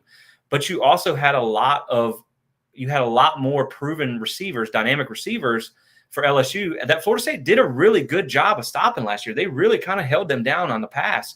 So, I also think that now they know what to expect from this offense. They've seen Jayden Daniels play in LSU's offense with these coordinators. So I think they'll have a better game plan for his running ability there. Morlock, Marquiston, Jaheim. Yeah, that's – pick your target. There's so many. I know Norvell just has to be grinning knowing that he has all these guys to work with. And you also have a quarterback that can take advantage of it. Jordan – really had a breakout season last year, and I think he has such good control of the offense this year. You hear a lot of things come out of practice. You don't really even have to coach him. He coaches himself. He rarely makes mistakes. He's been in the big game situations. We'll have to see. So I do think that Jordan will be. This was really his coming out party last year. This game he took. Even the one where they cheap shotted him and hit him with the targeting call, and he still threw a touchdown on that play. Like, Jordan's not scared of the moment by any means. And I don't think any of these guys are too. They're confident. They know what they're working for the season. And that's the thing I really like about this team. They haven't really been gassing themselves up. They just work hard. And I think they have that work mentality. You think our secondary is better than last year? If you're referring to Florida State, I would say at corner, yes. At safety, obviously not. Jamie Robinson was a really impact player, led the team in tackles the last 2 years. He's obviously an NFL draft pick. As safety, I would say no, but I mean, it's not like Shaheem Brown didn't play at all last year. I think he played like 300 or 400 snaps. It was a lot. So he has experience. There's some really talented guys behind him that you may end up be the starters towards the end of the season. But I do think your corners are better this year. And the reason I say that is because we saw Renardo Green have a full year of experience, had a breakout season last year. Fentrell Cypress, who they brought in from the portal. And another guy that's really being overlooked in the secondary, I think, is Azareye'h Thomas. This is the guy who came in as a 4-star freshman. He's probably going to be the next great DB coming out of Florida State. And really, when you look at him last year, a lot of the mistakes he made was just really being out of position. That's where Clemson's first touchdown came from. Antonio Williams down the sideline. It was a miscommunication, and they lost him in coverage. This is a guy that's now got another year of experience. So I do think the secondary will be better this year. So to me, I do think Florida State's defense as a whole will be better. And it's a big year for Adam Fuller. You have the pieces now to have a really good defense. And they've gotten better every year since he's taken over. Other than the very first year, they took a little dip, and then they've steadily climbed their way back to a top 25 defense. So I know there's a lot of Adam Fuller hate. We'll have to see. But, yeah, man, I definitely want to see how he does with – it's like we talked about with Norvell in the offense. You got to have the tools to work with. How can you run an offense built for playmakers when you don't have playmakers? Now they do, and it's the same thing with the defense.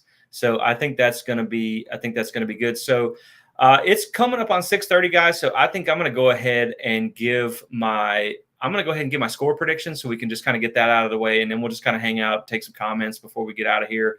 But I do want to go ahead and share that before the game, before we log in, before the game gets started. So let me pull that up real quick here.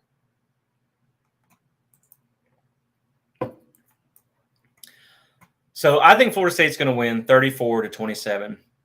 Like I said, I think the offense and the experience in these game situations, these big game situations on both sides of the ball, I think that's going to prevail. I do think it's going to be higher scoring this year than last season.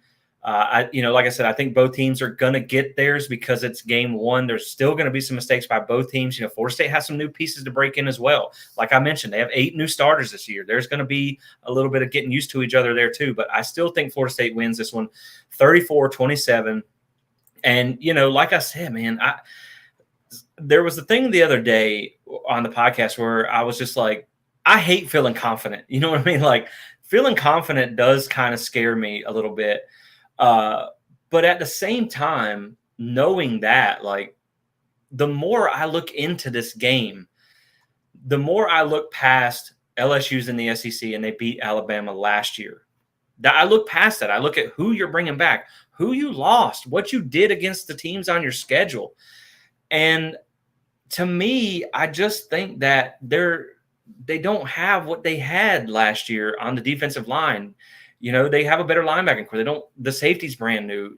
There's a lot of acclimation periods by both teams, but when you look at it, I just felt more confident as I looked into the team, into both teams in the game, and being overly confident makes me nervous. I'm not going to lie to you guys. It does make me nervous, but I said on the podcast the other day, like, gun to my head, if I had to pick Florida State to either win by double digits or to lose, I'm still taking FSU. Like, that's what I feel like. I just think they're the better team in this game, and I think they're going to be prepared. This is not the Florida State team that you've seen in the past. Like we said, you have guys that have gotten better through experience. You also have guys who have come in from the portal, who are high-level players. Again, it's not like they took a lot of players from the portal. They took guys that were the best at their position. Trent says he's going to have a half a bottle of Knob Creek down by the end of this game. Yeah, they better be ready whenever if Florida State wins this game. I hope come back for the post-game show because I'm going to come. I'm not going to be that guy. Like, I'm not going to not log on if we don't win. I mean, it's fine. Hey, I'm not that biased. I mean, of course I'm a little Florida State biased, but I don't mind coming back on here and eating some crow and admitting that we lost. But if we did, I come back, like, because we're gonna tear into some Tiger, what. But that's fine. Let's see, not even going to be a game. Ooh, FSU 45-17. Let's run that. Let's see it. I would love to see them run it up on LSU. I'm telling you, man, I said earlier, I was like, look, if Florida State were to win, say 45-7 or 42-28, like some of you guys score predictions, like, I might have to go to that Clemson game because my opinion might change on that. You know what I mean? Like, Yeah, and when you talk about the new DBs for LSU, yeah, again, like they have one returning starter at safety. That's Greg Brooks Jr. He's the only one that comes back. Now, Andre Sam from Marshall comes in for safety. He's good. He's a good player. And that doesn't mean Zy Alexander from the FCS level can't be good. He's an FCS All-American. We're also banking on Kyle Morlock being good. He's a D2 All-American, so he can still be good. But imagine now, I know he's gone against neighbors in practice, and they said that he doesn't win every battle, but he's in position to make the play. Imagine your baptism into Power 5 football is going to be either against Keon Coleman or Johnny Wilson. I feel for the man. I mean, to be honest. And then, Deuce Chestnut, he gave up 2 touchdowns last year against Florida State. Denver Harris was a transfer, come in 5-star, and everyone's talking about how he runs with the 2s and the 3s. But at the same time, LSU probably wasn't banking on that. They were probably banking on him being a starter. And so to me, that's a loss for them. J.K. Johnson came in from Ohio State, another Power 5 transfer in the secondary. He got injured. He's not here. He's not there for the preseason. So, exactly. If we lose, I'm man enough to take the L. That's right. I mean, this is what college football is about. Like, you're going to win some games. You're going to lose some games. It's going to happen. But I think, at the end of the day, the last 4 years sucked so bad being an FSU fan that, we're going to enjoy it. We're going to enjoy this process. We're going to enjoy Florida State being able to go into every game and stand toe-to-toe with any team that they face. And we're going to have fun. We're going to enjoy it. People act like it's illegal to be excited about your team, or you can't be excited for a game. It's just LSU fans are weird, man. I'm not saying anything bad about you guys. Just a lot of your fan base is weird. You can't be excited about your team. You can't think Florida State got any better. I don't get it. We have too many playmakers. I think that's just going to be the case, man. I mean, they got some too, but we'll see. Let's see. I just want to take some more. We're not going to lose. Get that out of your mind, guys. Yeah, I don't think so, man. I really don't think so. I think they're ready for this one. Yeah, I don't think they're going to get cocky in this game. I think these guys are down to earth. One thing I asked Jordan Travis, I talked to at ACC Media Days. I got a chance to talk with Jordan Travis, and I asked him, how did these big game situations that you were in last year, how did that prepare you for this year, just with your confidence and everything?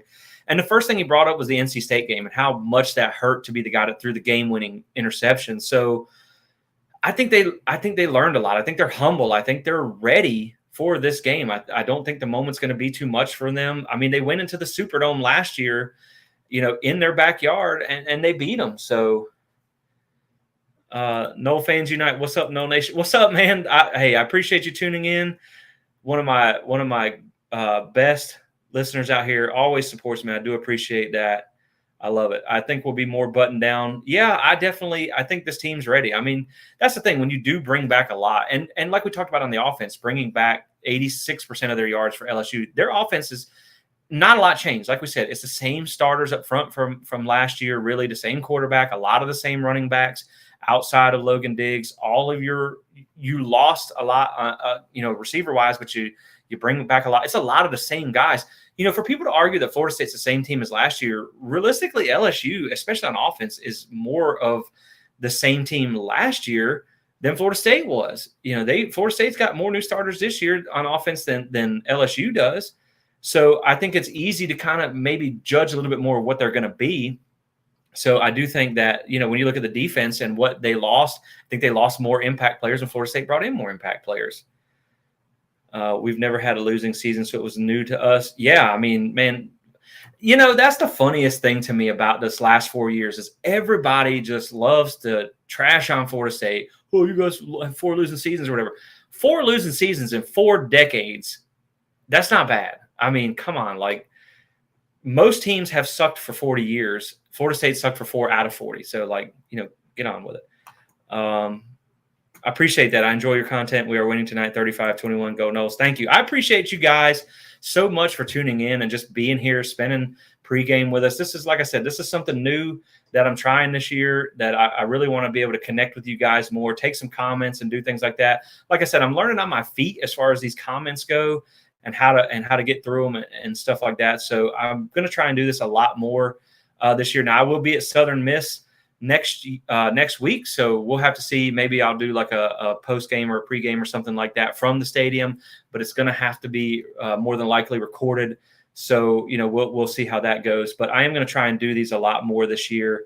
But like I said, I'll be in Tallahassee next week. So, and if you guys are going to be there, like if you guys are going to be in Tallahassee at that game and you see me around, like give me a go Noles, man. I chop back at everybody. Like people probably think I'm crazy when I drive around in traffic. I see a Florida State sticker on your car. You're wearing a Florida State hat. I see a tag. I'm chopping at you. Like, and people don't chop back, but sometimes, but I'm gonna chop at you. So if you see me in Tallahassee next week, give me a go Noles. Also, another one of our sponsors, I do want to shout out real quick, Alumni Hall in Tallahassee.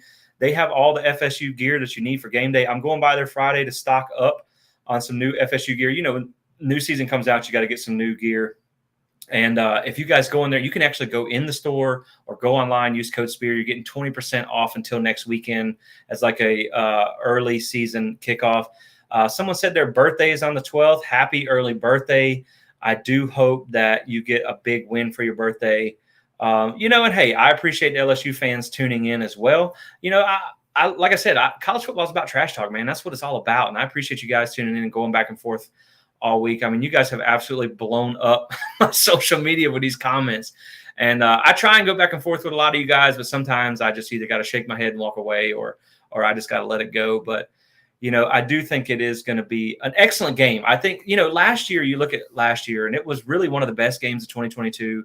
It was the 9th most viewed regular season game in 2022. So the draws there, you got Sunday night, you got the stage to yourself, you're the primetime game. And these are two big brands. And that's what really made the game exciting last year was you had two historic brands that had kind of lost their way, but had a little bit of optimism. And, with Brian Kelly coming in and Florida State turning some things around and whatnot. But this year, it's just there's so much on the line. And I do think the fun thing about this game is like, one, both teams have playoff aspirations this year. And what better way to start off your season than with a top 10 win for either team? But the fun thing about this is both teams can still go on to have a great season. They can still accomplish a lot of their goals. Florida State could still go win the ACC and LSU could still go win the SEC. I don't necessarily think they are, but they could. We could even see each other again in the playoffs. It's perfect. Honestly, it's possible. I mean, you look at opening weekend yesterday. I mean, week 0. I don't count week 0, but you look at yesterday and some of the things that happened. I mean, you never know. Like Georgia got off to a little bit of a slow start. So Ohio State, I heard, really didn't look that great. I didn't watch. That was one of the games I didn't watch, but. I mean, college football's crazy. You just never know, all in fun. Yeah, it's all in fun, man. And I mean, I just ask you guys to keep it somewhat civil. I mean, I encourage trash talk, but, definitely just at least be respectful because it's all, like you said, after 60 minutes, we're just, you clock out and it's going. And I will say, man, like last year, LSU fans, I went to New Orleans. Golly, man, that was so much fun. Now, I'm going to be honest. They really missed the ticket on this being home and home because I would have loved to have had this game in Doak Campbell this year. I really want to go to a game at Tiger Stadium. Like, I hope we make it to the SEC because I want to go see that. Like, I call you guys the real Death Valley over Clemson. I want to see that too. But I really think they did miss the ticket there. But New Orleans was fun, man, last year. That's why I knew I couldn't miss it. And, shout out to the Superdome. Like, air conditioning at a football game in September in the South is an absolute godsend. That was amazing. So I really wish I'd have been in Orlando this year, but I don't really think you're missing a whole lot other than the game by like going to Orlando. Orlando's probably not nearly as exciting as New Orleans. I had a great time, and like there was a lot of talking when we got to the stadium, when we got inside. There was a lot of back and forth between the fans, a lot of yelling and chanting, and it was a really good time.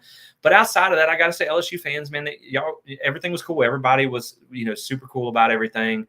And I hope FSU fans treat you guys good as well. But, this game's chippy, man. There's been a lot of back and forth on social media.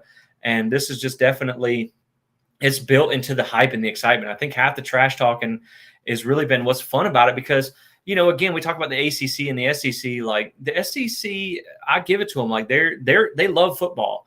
The ACC has a few teams that are serious about football, Florida State, Clemson, even Virginia Tech, even though they're not really that good. I mean, they show up for their games, and all that stuff. They pack it out. But you don't get a lot of this trash talk like in the ACC. So I enjoy going back and forth with everybody.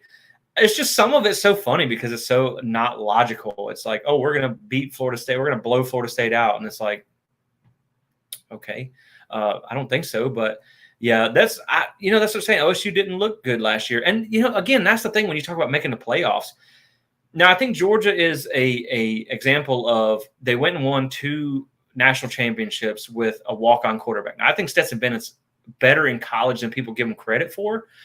But at the same time, Alabama's got a new quarterback. Ohio State's got a new quarterback. Georgia's got a new quarterback this year. They got off to a slow start on offense last year. You bring back one of the best quarterbacks in college football. You got Caleb Williams, who's a great quarterback coming back, but USC doesn't play defense. So, if you can find a decent defense, I mean, Florida State's got the offense to be able to make the playoffs. So, when you just look at some of the other teams out there. And again, anything can happen. Like we said, Texas State beat Baylor. And so I think it's going to be interesting. But I do think it's going to be a great game by 2 really high-level programs. And I also think that you're going to see 2 different versions of the teams that you saw last year. I think LSU is going to be more polished this year. I don't think you're going to see a whole lot of the mistakes.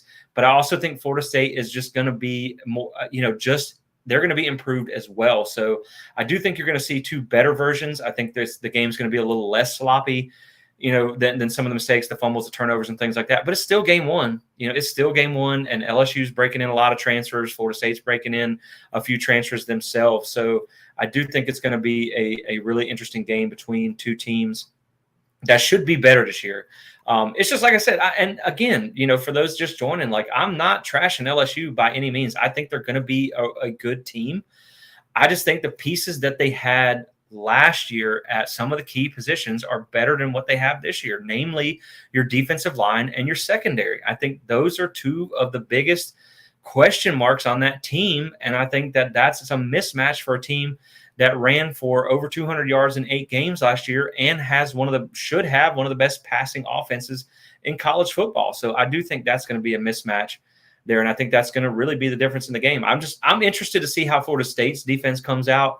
I'm interested to see how that defensive line plays, with the more experience and with the added depth at defensive tackle. Because, again, like we said, they had Fabian Lovett last year in this game, and he did make an impact in this game. This was the one this was the one that he got hurt in. But, yeah, man, I mean, that's I just think Florida State's the better team right now across the board. I really do. I think they just have more playmakers, and I think they're both going to be ready. Time to pregame. Take you some time, my man, and enjoy the game. I'm sure it'll be an interesting stream post game either way. Yeah, definitely. Yeah, and we are going to get off here in a minute. I just saw the numbers. Looks like a bunch of people are coming on, so I just kind of wanted to stay and talk with you guys for a little bit longer. We're about a little less than an hour from kickoff. Man, I'm just so excited for this game, guys. I don't know about y'all, man, but 8 o'clock this morning, I probably have blared the war chant at least 50 times since this morning. I am just so pumped up. I walked in the front door. I worked last night. I got off at 7 o'clock this morning. And I got in at 8 o'clock in the morning. I walked in the house just blaring the fight song. So I'm so ready for this game. This is huge, man. It was just the environment and the way things played out last year in the Superdome. It was so much fun. And this is the one that you really have been looking forward to. I really do think that Clemson is the most important game of this season. But I really do think this is the biggest game. This is the one I'm most excited about. And I may say that again in a few weeks when we play Clemson. But, man, this one is really exciting. Yeah, exactly. I agree with Trent. It's been a long time since we've been able to be this excited about a game at the beginning of the season. Florida State, I think it was lost 5 season openers in a row. I was there for 3 of them. It sucked, man. Those were the dark days. But, you want to be excited about it. And so I definitely think that you need to go live after the game tonight. I am 100%. I am going to be live after the game. Win, lose, or draw, I will be here. Give me a few minutes after the game. I gotta if you guys don't know, I am a one-man band here at Plant the Spear. I make all the graphics. I do everything pretty much by myself. So I have to I need to tag the score on my edits and then put that out. But as soon as we get that out of the way, once I get the score edits and all that stuff out, yeah, I'm going to be jumping on live. So I'll be here with you guys. Probably, just give me 15, 20 minutes after the game, and then we'll be there. Yeah, Moral Victory season is over. It's time to put toe to leather and get it. LSU's defensive line is better this year, even with Mason Smith out of the game. Huh? So they're better without 2 NFL draft picks. Your top defensive tackle. Well, all right. I mean, if you say so, maybe you know the team. I don't know. I'll take your word for it, but I don't see how. You know what I mean? Like, I just look at stats and production, and I just don't see how. But they may surprise me. But I hope to see you guys. I hope to see you guys in the post-game show. I know I've only had a couple sips of this, but I'm telling you guys, like, there's a reason why I don't necessarily apply for media passes. There's a reason I have season tickets. I was fortunate enough to be credentialed media for the ACC football kickoff and all that. That's fun. I really enjoyed it. It was a great opportunity. That's why I even do this. But at the same time, like, I don't have a media pass because I want to be in the stands during the game. Like, I'm trying to yell. I'm trying to do the war chant. I don't think they'd probably kick me out of the press box if I do that. And I'm going to have more than 2 sips during this game. I promise you that. Now, I do have to watch the game. I want to know what I'm talking about when I get on here afterwards. But yeah, we'll be a few beers deep by the time we get in here. So it's going to be fun afterwards, especially if Florida State wins. We'll see. I might come through the screen at you as soon as we log on. But yeah, I guess we'll go ahead and kind of wind it down here, guys. For those of you who just joined, just in the last few minutes, I just want to say I appreciate everybody tuning in. I have Florida State winning this game tonight, 34-27. Again, I just think they're the better team across the board. But I also think that this might get clipped. You know what I mean? This might get clipped and put out. But do I think Florida State could run away with this? I mean, I think it's possible. I really do. Like, I think the difference in these two offenses where LSU, they said they need to push the ball down the field more this year. Can they do that when you haven't shown to be able to effectively do that with Jayden Daniels at quarterback? Now you're missing a lot of the receivers that you had last year. There could be some guys with potential. I'm not saying guys can't come out of nowhere. Guys can't have a breakout game as a freshman, as a transfer, things like that. But I really do think if Florida State is more of a big play offense and LSU is more of a dink and dunk type team, can they play keep up? Can they catch up if Florida State pops a few passes over the top? Say they hit a couple, say they have a mismatch in this receiving core and Johnny Wilson or someone like that. Like say you run into another position, another game like the Louisville game where you're just eating them up with a one-on-one with Johnny Wilson or Keon Coleman. Can a dink and dunk type offense with a scrambling quarterback, can you play catch up? Can you do that? And I just don't know that that's going to be the case for LSU. So Florida State could run away with it. I mean, it's very possible. I don't think that's going to be the case. I think LSU's defense is good enough to kind of contain some of that. But yeah, man, I mean, we'll see. We will see. So see you afterwards. Yeah, I appreciate it, guys. Definitely. Yeah, this is Florida.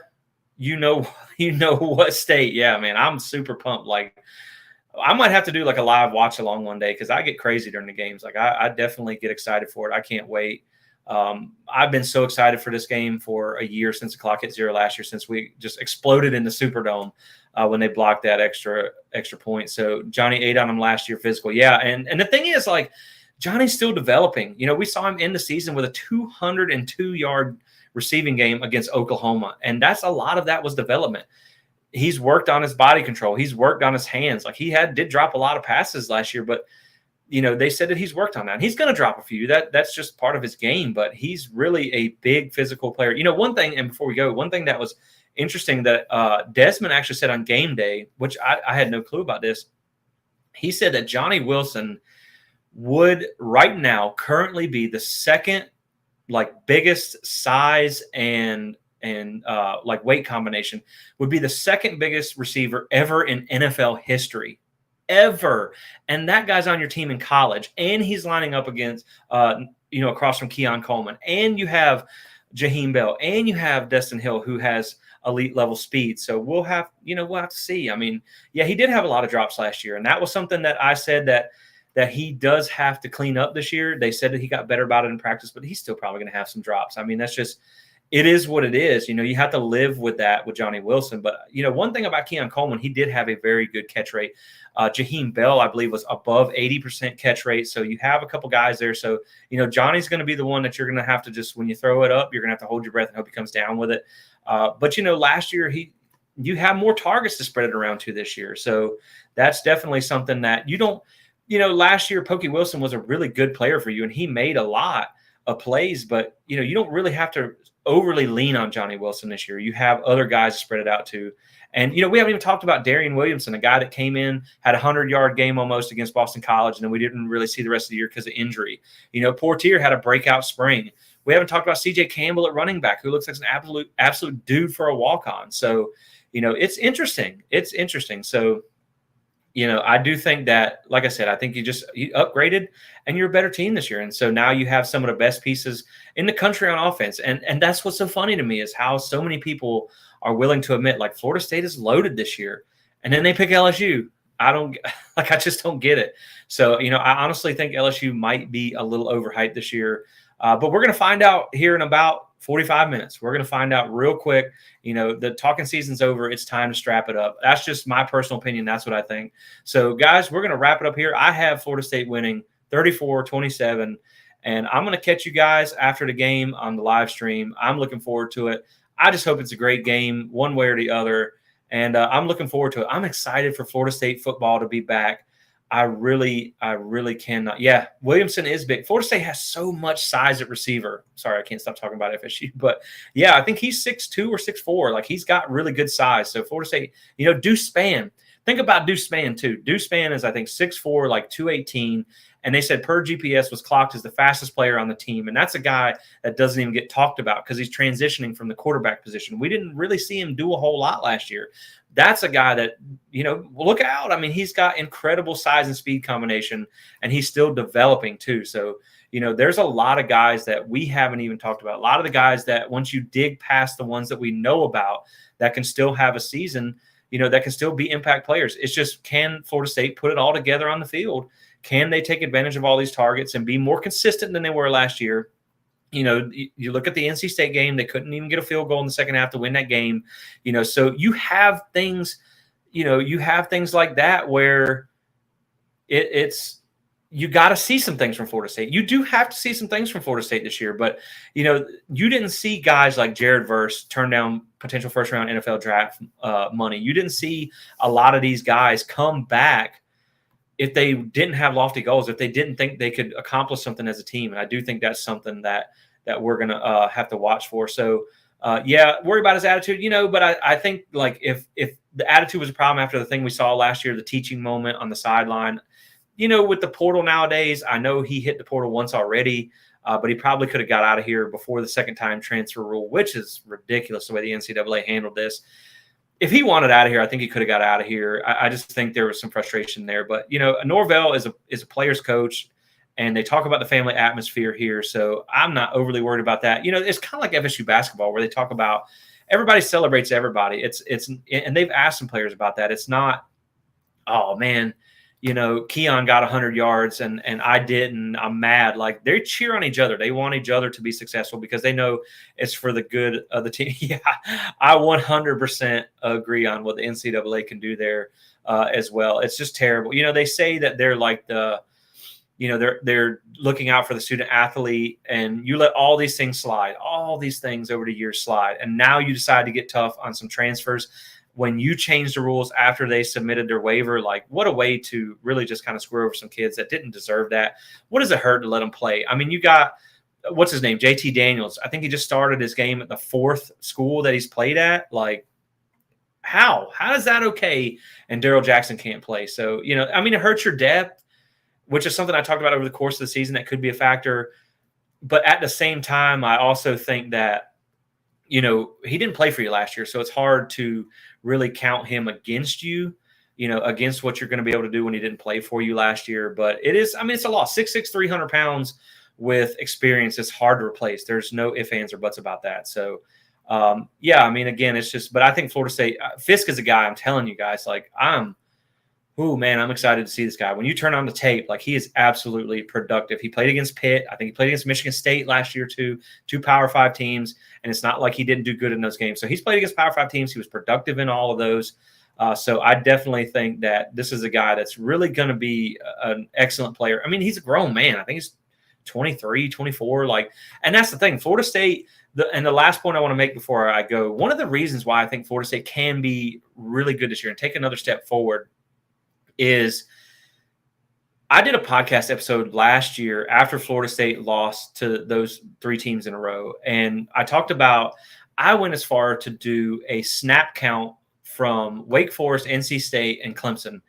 And Wake Forest was by far the standout. They had 15 seasons of combined snaps, on top of what Florida State had. People forget Florida State was a really young team the last few years, with a lot of the roster turnover and things like that, and players that didn't have a lot of experience. And that's snap counts. That's not like you've been here but you haven't played. That's actual snap counts.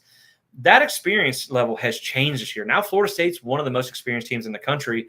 And when you look at a team like Wake Forest, who's the perfect example, they went 11-1 and made, during the regular season, 11-1 during the regular season and made the ACC championship. They haven't had a top 50 recruiting class in the last, I think since 2018 is as far back as I look. Experience is what got them 11 wins. A good quarterback is what got them to 11 wins. That good quarterback with some dynamic receivers is what got them that far. Now you look at Florida State. They have the experience like a Wake Forest had that got them to the ACC championship, but they also have a lot of top-level players that Wake Forest just doesn't have, especially when you talk about defense. So to me, that's the difference. Not only did Florida State upgrade their talent level, they also upgraded experience by a lot. And, again, you can't get experience except for in a big game situation. And I think they learned a lot last year, and I think they're going to do a lot better this year, just based on the experience, the continuity.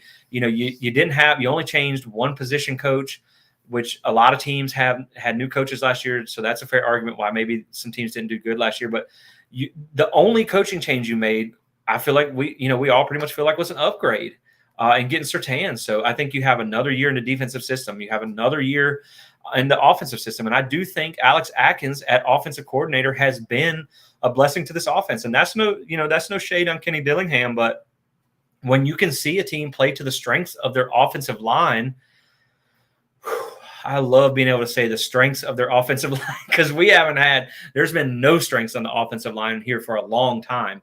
Now you have 8 or 9 guys that you feel good about. You have guys who have Power 5 experience who are now depth players at Florida State, like Keandre Jones. He's a backup guard for you, and he started at Auburn, a few games at Auburn. So now I think, just being able to play to the strengths of your offensive line and having another year in the system, I really do think that's going to benefit Florida State, a lot. And, of course, that's just talking about FSU. LSU gets the bump by being in year 2 as well.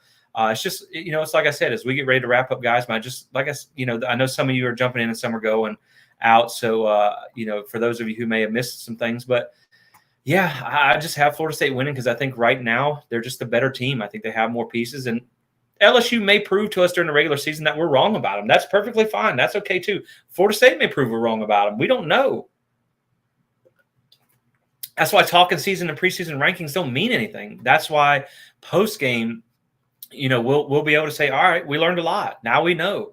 If Florida State loses, then it is what it is. We'll learn a lot about this team. If they come in and they win and we see that they lived up to the expectations that we thought, did I like getting a tune-up game against Duquesne last year? Yeah, okay. I'm not going to say that I didn't like that. But at the same time, what better way to find out who you are than top 10 matchup right out of the gate? And I think that's why you're a fan of a team like LSU. I think that's why you're a fan of a team like Florida State. And I think these are the types of matchups why you like both teams. There really wasn't a whole lot of games that really got you overly excited. Florida-Utah was one of the biggest games, and Florida's still not any good.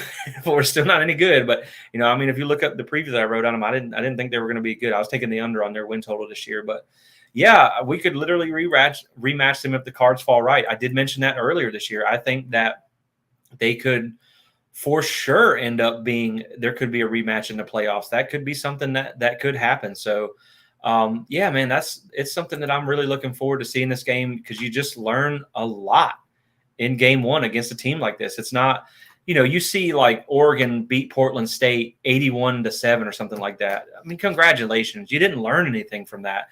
What you see in practice is better than what you're getting out on the field. And that's what's so big about games like these is and that's another talking point right there that we could go on for another little bit. Like the level of talent and depth that has gotten better for Florida State, the talent floor that has gotten better means you're going against better players in practice, which is going to make them better in the game situation. You have an offensive line that's facing Jared Verse every week in practice. You have guys that are, your DBs are going against Keon Coleman and Johnny Wilson every week in practice. And that's not something that Florida State had in the past, so we'll have to see how that does. But I think it's definitely going to make a big difference.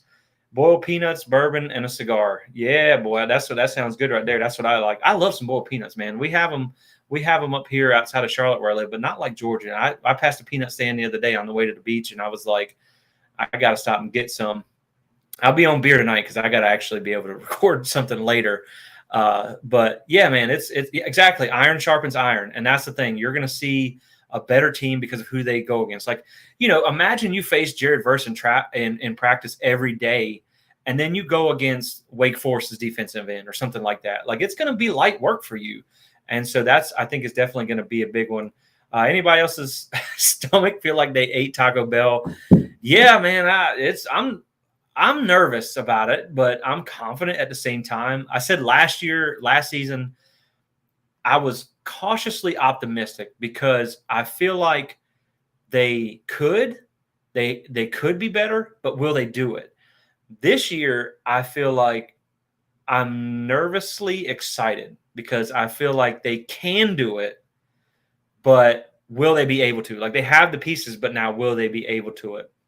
Yeah, and that's the thing. Like, Jaheim Bell is a certified dude. Again, you know what I mean? Like, people are going to have to be – it's going to be crazy. So, Virginia, yeah, man, I love boiled peanuts. Like, I'm definitely – I was raised in the South. I'm boiled peanuts all the way. Suffolk, Virginia, I'll have to – yeah, if I'm ever up there, I'm going to have to stop and get some peanuts. I appreciate that, Gator Kirk, because I do want to – the thing is, like, when you look at the ACC and who knows where we're going to end up, like, I do love that they got rid of the divisions, just kind of side note, because I like to be able to go to the different environments. Like, I want us to get out of the ACC for revenue. I'm wholeheartedly about that.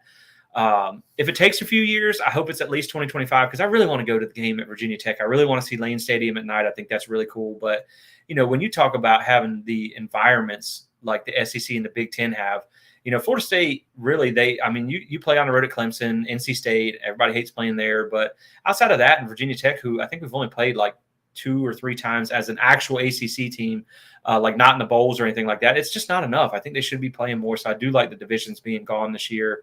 But yeah, man, we actually, speaking of peanuts, we actually make our own peanuts at home sometimes when you can't find them because they're not as prevalent up here. But I do live in Clemson territory. So like, I'm excited for that game as well, but man, this LSU game, this is the one that we've been waiting on. And I really can't wait. 38-27. I would love to see it. Like, I don't know if Florida State gets to 40 points, but I do really think that it's going to be a race to the mid 30s. And I do think, like, one thing, when I picked my score, I really didn't want to pick something with a lot of field goals. I didn't want to pick something with 2 or 3 field goals because I don't know that we can full on trust that yet. But that's the thing. Like, I definitely, I think Fitzgerald's going to be better, but I think Norvell is also going to have in the back of his mind that maybe we don't kick it unless we have to. If it's 4th and short, I still think you're going to see him go for it a lot more often than maybe kicking it. So I didn't want to pick a score like, where it was 3 or 4 field goals. I think that they will, we'll have to see what they do there. But I do think it's going to be a race to the mid 30s. And I think Florida State's I think they're going to be able to score. I think, you'll see Jayden Daniels break on some plays that break down and scramble. He's an elite scrambler. He's going to get some. Malik Neighbors is a good receiver. I expect them to make some plays. I'm not expecting it to be 45-3 or whatever like Miami, but I do think that Florida State has the potential to get mid to high 30s in this game. Yeah, definitely traveling to stadiums is the best. I love going to see other people's environments. That's why I feel like they missed the bill on this one, making it a home and home. And that's why I've been to Clemson one time before. We'll see. Yeah, 6'7" wide receiver. We're going for it on every fourth down, and we have a 6'7" tight end, and we have a 6'4" wide receiver. I mean, like Florida State has so much size that I could see them going for it a lot. I think they're going to go for it a lot in the red zone. I mean, of course, they brought in Tyler Keltner for depth, but it just sounds like the kicking situation has not really remedied itself. But like I said, I will at least say I got to talk to Ricky Aguayo on a friend of mine's podcast, and he said a lot of what it had to do was NFL kickers, they have a two-step approach. And he was originally with a three-step approach, and he switched to the two-step, and that's where a lot of the struggles came from. Then he switched back to the three-step approach, and he went 8 of 11 in his last since he switched back. So the kicking should be better this year, but I'm not going to act like I'm not going to hold my breath every time he comes out there. I should. Ricky, do you got any more brothers if you're watching? Like, can we get one more Aguayo at least? Because it does make you sketchy in a game that could come down to a field goal situation, but LSU's field goal kicking hasn't been that great either. So we'll never know. What's your key points for FSU to win this game? Have to convert on third down and get the defense off the field. I think so my main points in this game for them to be able to win, I think you have to, first and foremost, you have to protect Jordan Travis. It's like Brian Kelly said with Jared Verse. He's a game record that you have to game plan for. You have to shade away from that guy. You have to put, you have to put more, you have to overload to that side to stop that guy.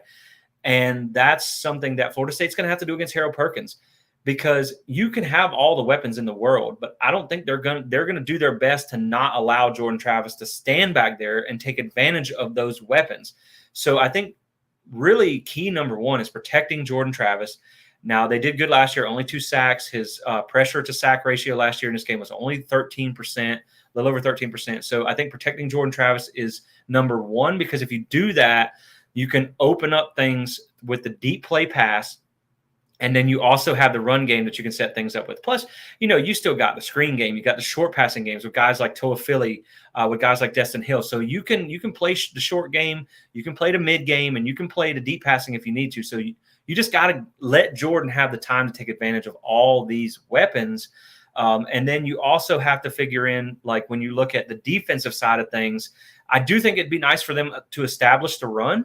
But we know that the pass game it's really your strength. But on the defense, I think it's going to be getting pressure on Jayden Daniels without kind of like that two-edged sword, because his biggest talent is scrambling. So you're going to want to make him beat you with his arm without letting him sit back there all day and having Neighbors and Mason Taylor be able to make some plays.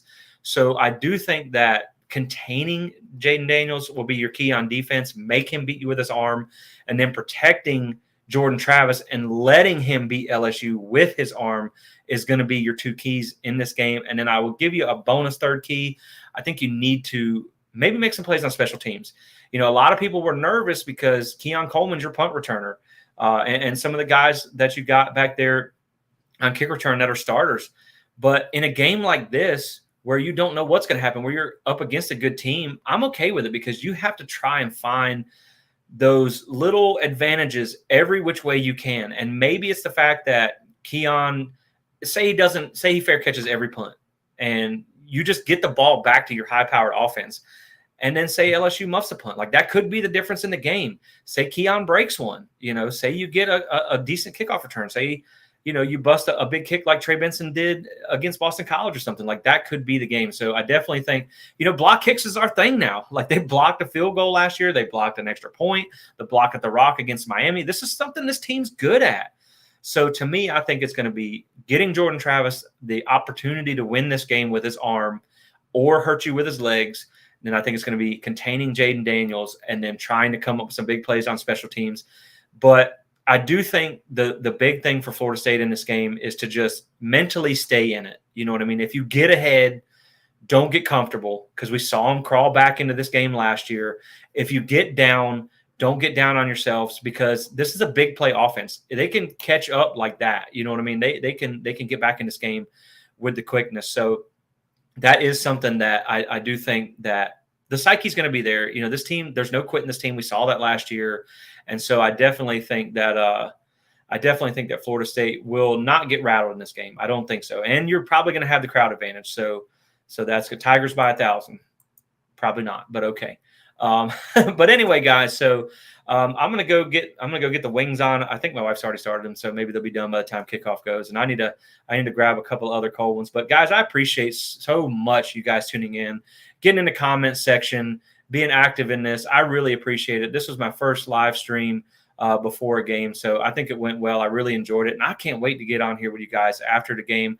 I hope that we're celebrating a big win after this, and maybe we can cut a little loose. So until then, after the game, guys, we will catch you.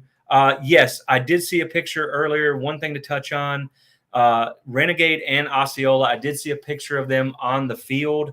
I also know the Marching Chiefs are there. I don't know if it's a pet band or not because I did see them put out their schedule, and one of the things listed was a pet band. That's a little bit smaller version than the full band, but the band will be there. Renegade and Osceola, I'm 99% sure are there. I saw a picture of them out on the field. Appreciate that, the good breakdown. I really appreciate that. Thank you so much, guys, for the comments. And yeah, tune back in after the game because we're gonna have fun one way or the other. Hopefully it's to celebrate a big win. But until then, guys, we'll catch you after the game. Go Noles.